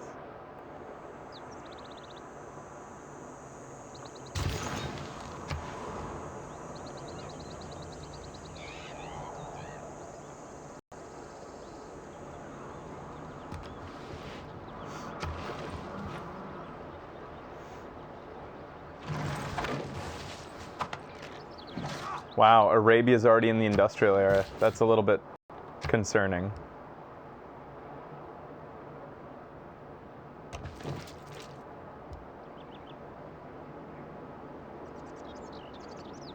Excuse me. I need you to move. Whatever.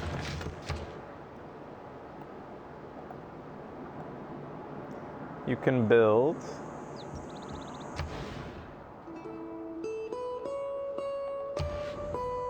Build yourself a holy district, please. Right there.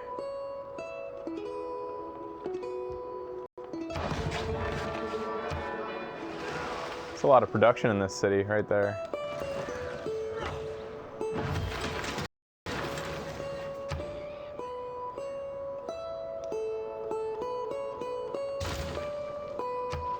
I'm producing so much faith, it's insane. I'm getting 100 more faith per turn. Not quite as much as my Congo run was producing though, which was like 1,000 per turn, which was ridiculous. The Lord made us all out of iron. Then he turned. History is the version of past events that people have.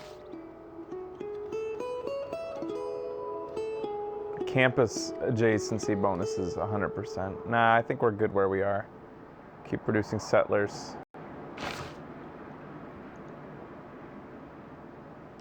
Promote this guy. Gain 100 gold if this unit converts a city to your religion for the first time. Religious spread eliminates other religions in the target city. Yeah, that's what I'm trying to do. I'm trying to get rid of their religion.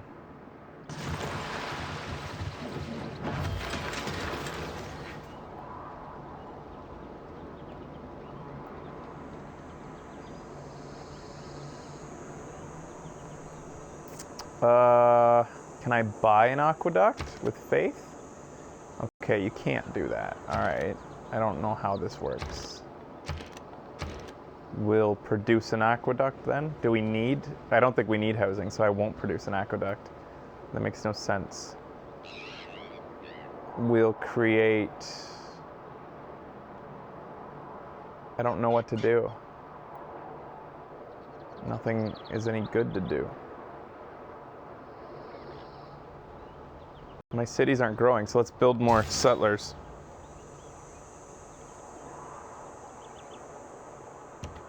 Spreading my religion. I don't do this very often, this religious attempt.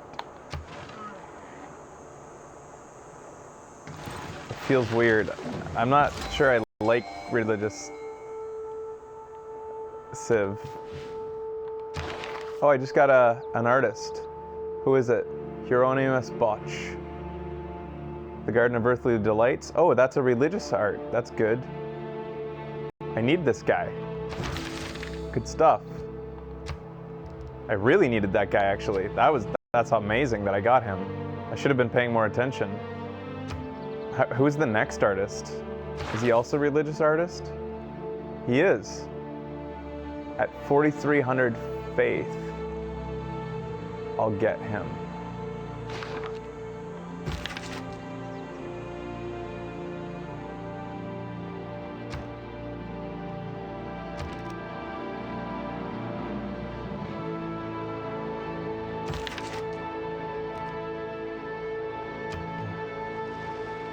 Art for my cathedrals.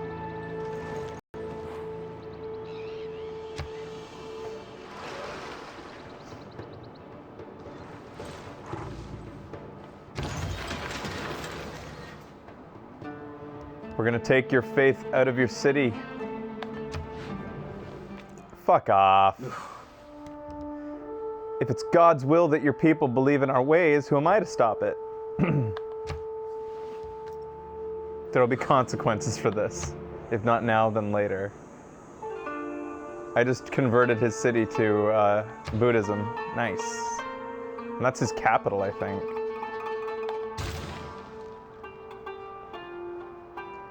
So, Novograd can right now not purchase anything but Cathedral with Faith, and even then he can't do it, so we'll see what happens on the next turn when it has a temple.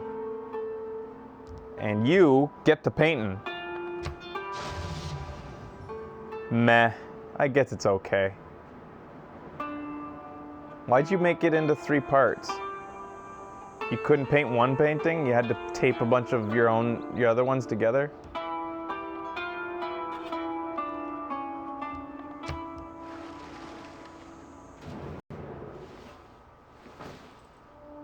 All right.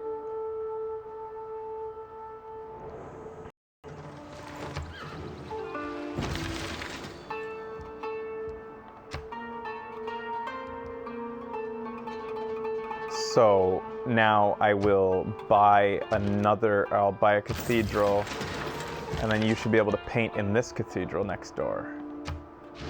The Last Judgment.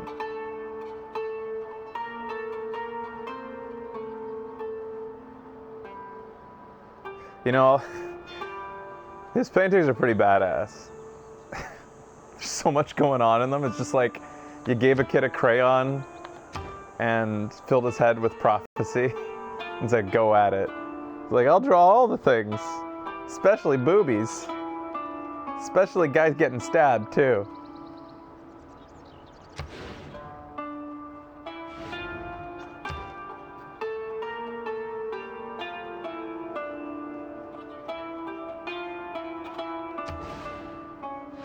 I don't know what to build.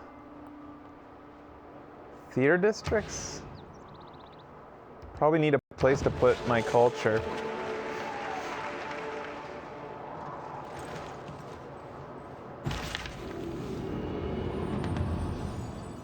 I'd imagine the whole world as one big machine.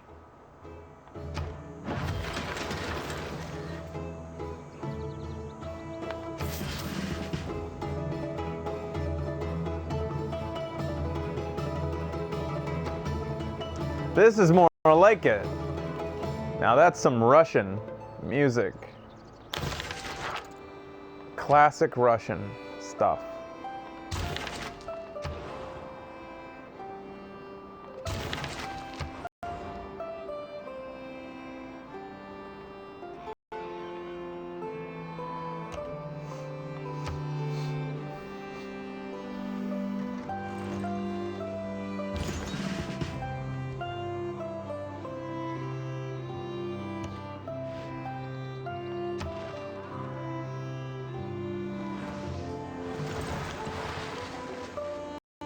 What do you know? Somebody decided to found Baghdad right next to my fucking city. Fuck.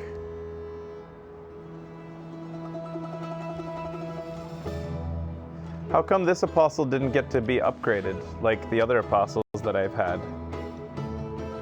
Do I have to buy him in the right city or something?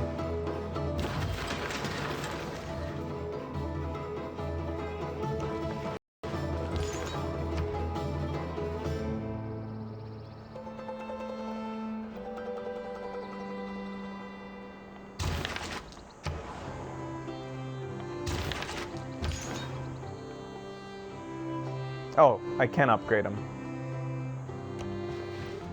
Whoops.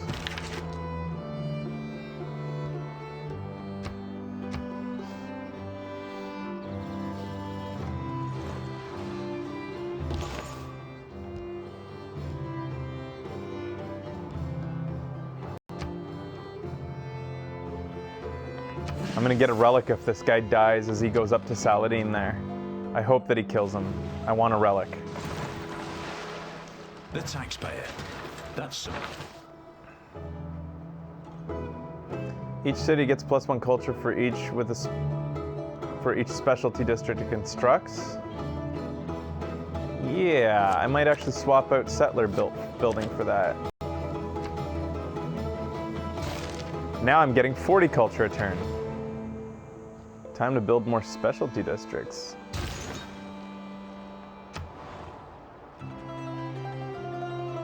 I'm coming for you, Saladin, with my apostles.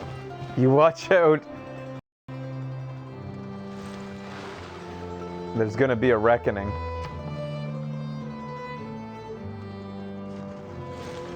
So how's the cultural victory going here? Still don't have nearly as many people as Arabia does in their society. In fact, there's only one other player, Norway, that has even close to as few people in my society as I do. I'm in 3rd place for culture. Saladin's got the tourism going pretty hard there.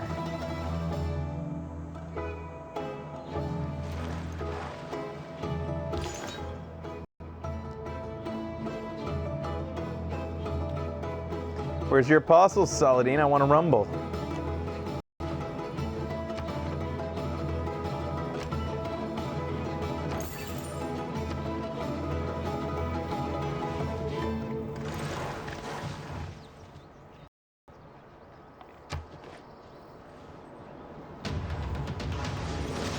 Yeah, let's fight.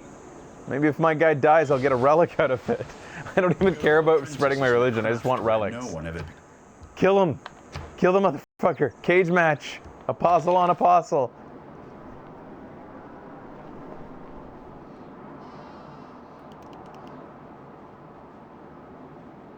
I don't even know what I want to research anymore. I don't care. Attack you. You call a jihad on me, I'll call a jihad on you. Yeah! I got a fucking relic out of it. Nice. Yeah, that put up my tourism, y'all. I'm getting 24 tourism from that thing. Wow. How? I know that I'm getting triple, but that shouldn't be worth 24. Triple should be 12.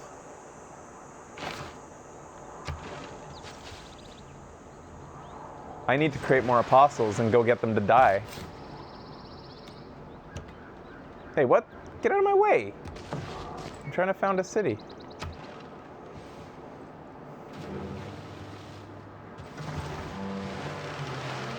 Relics are 8 tourism? In democracy, it's your vote. Well, that would explain it. Let's create, let's buy a cathedral. And then you can wake up. Where's the guy that, yeah, wake up and paint.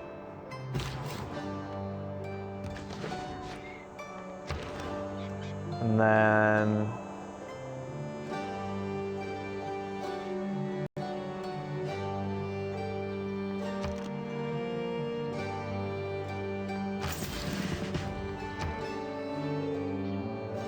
so why can't I buy, I really don't understand why I can't buy a granary in this city.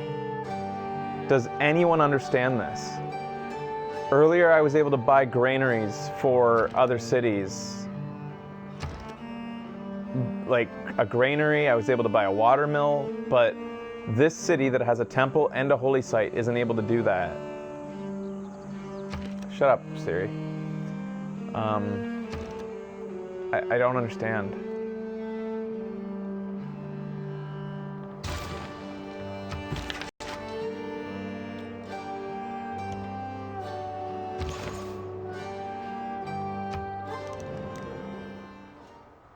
It's pretty complicated to look up, Becky. Hey, do you have any relics? You don't. Your society sucks, dude.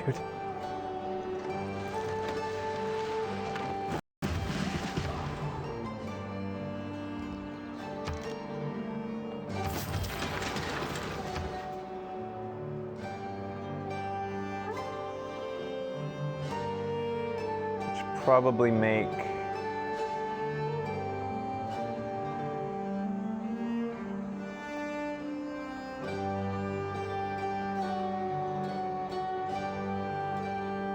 You couldn't find anything? Huh.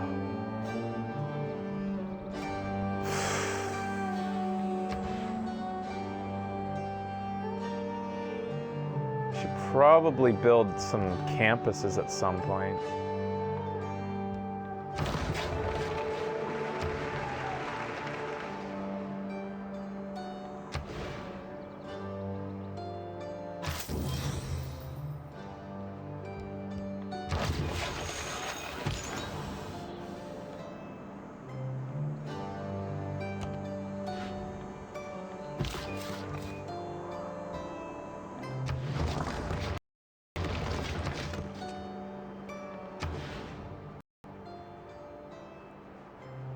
There's no adjacency bonuses around here for a holy site. Barely any, anyways. Still gonna build one.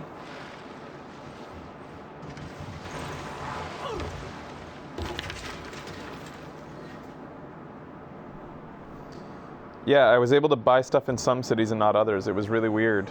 And I thought it was because like you had to have a temple first or something like that, but then that didn't seem to have anything to do with it.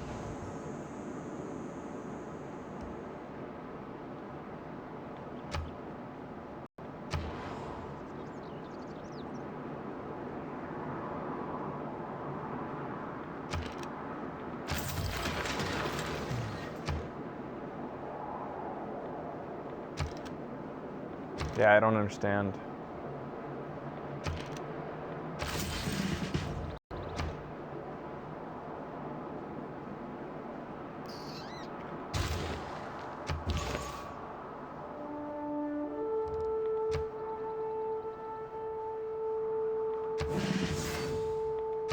Oh, that was a waste. I didn't know what I was doing.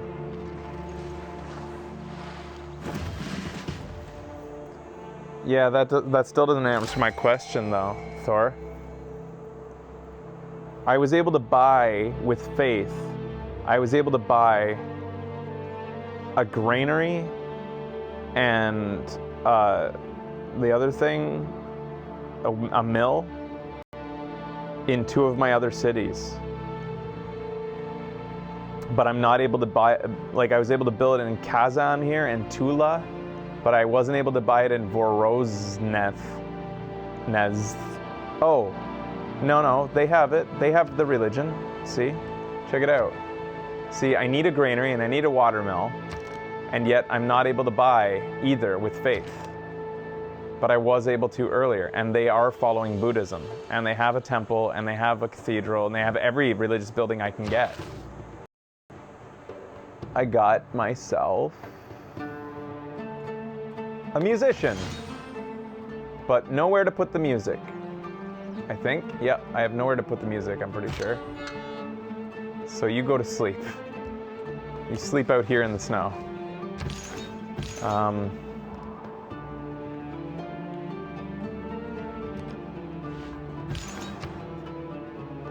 All the cities have a shrine, all the cities have a temple, and all the cities have cathedrals, and I still can't buy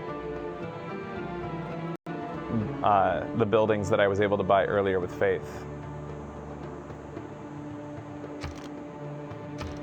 It really surprised me when I was able to do it, like to buy stuff with faith. I didn't understand because I'd never seen that before, and then apparently I'm not seeing it again.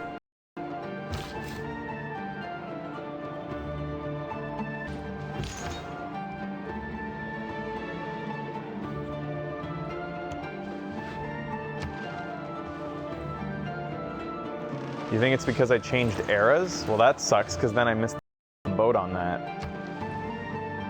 It's possible that you don't get it after you change eras, but that just seems weird.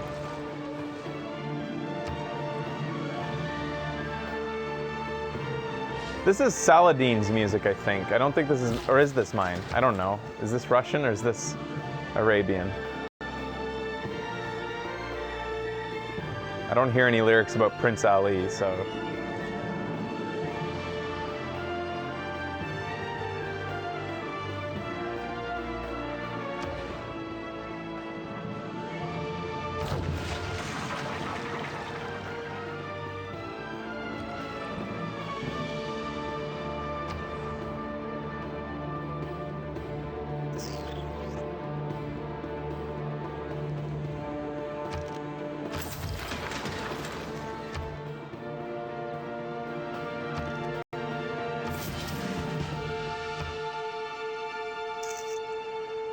Maybe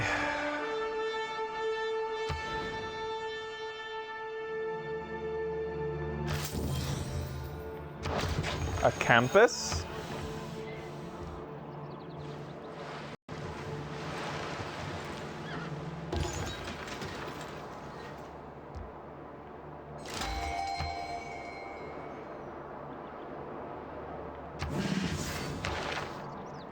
I got another writer, and I want that great artist.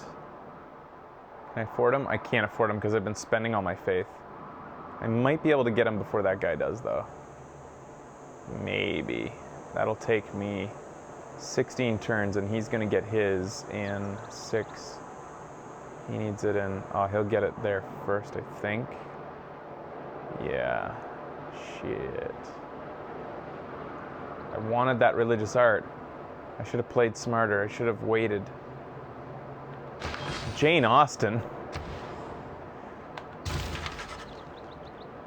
Get to work. A lady's imagination is very rapid. It jumps from admiration to love, from love to matrimony in a moment. Oh my god, that sounds boring. That sounds like really terrible. Yeah, holy war. Kill my apostles. Oh wait. He doesn't have the ability to get a relic from dying. I didn't get that one.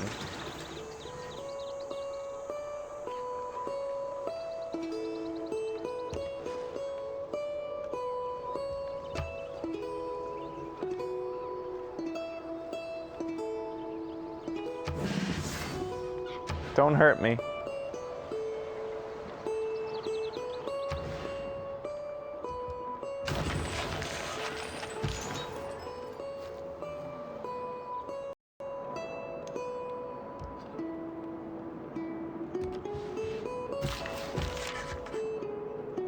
Write another one, but somewhere else.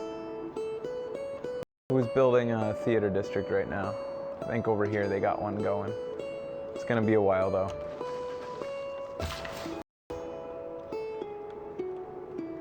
Guys, I'm bored now. We started our Civ. I don't know where it's going. We might be able to win. I don't know. It's hard to tell. I usually re-roll by now and it's just like... I'm not earning enough. I'm not getting relics quick enough.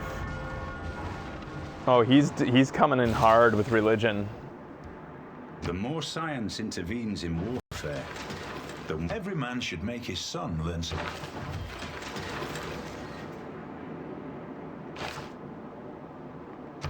I'm still entertained.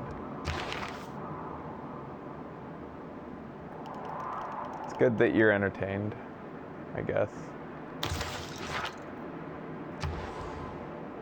Are people liking Doctor Strange?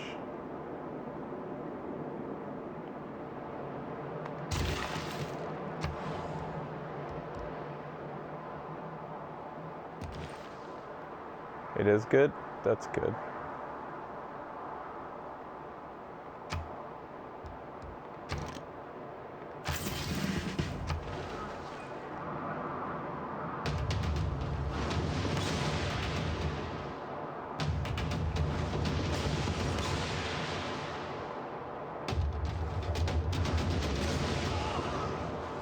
They're beating the shit out of my apostles.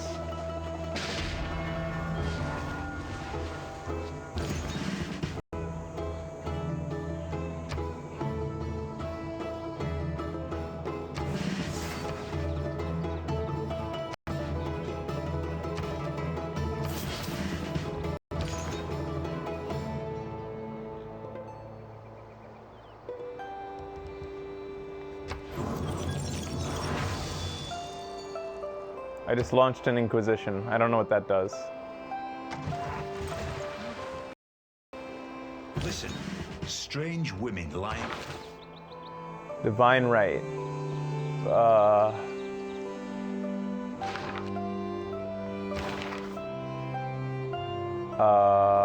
Monarchy.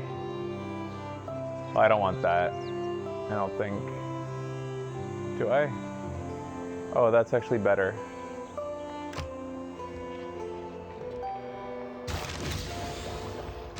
Ow.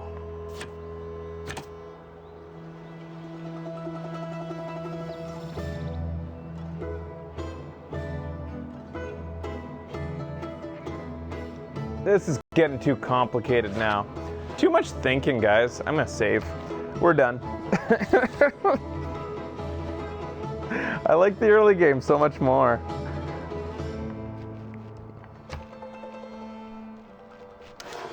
I'd probably win it. I was probably gonna win.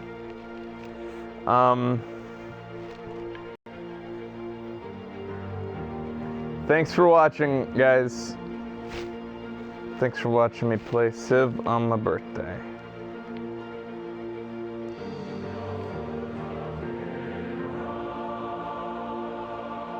We'll just say it's a win. It was a win. It was clearly a win. Yeah, see you later, guys.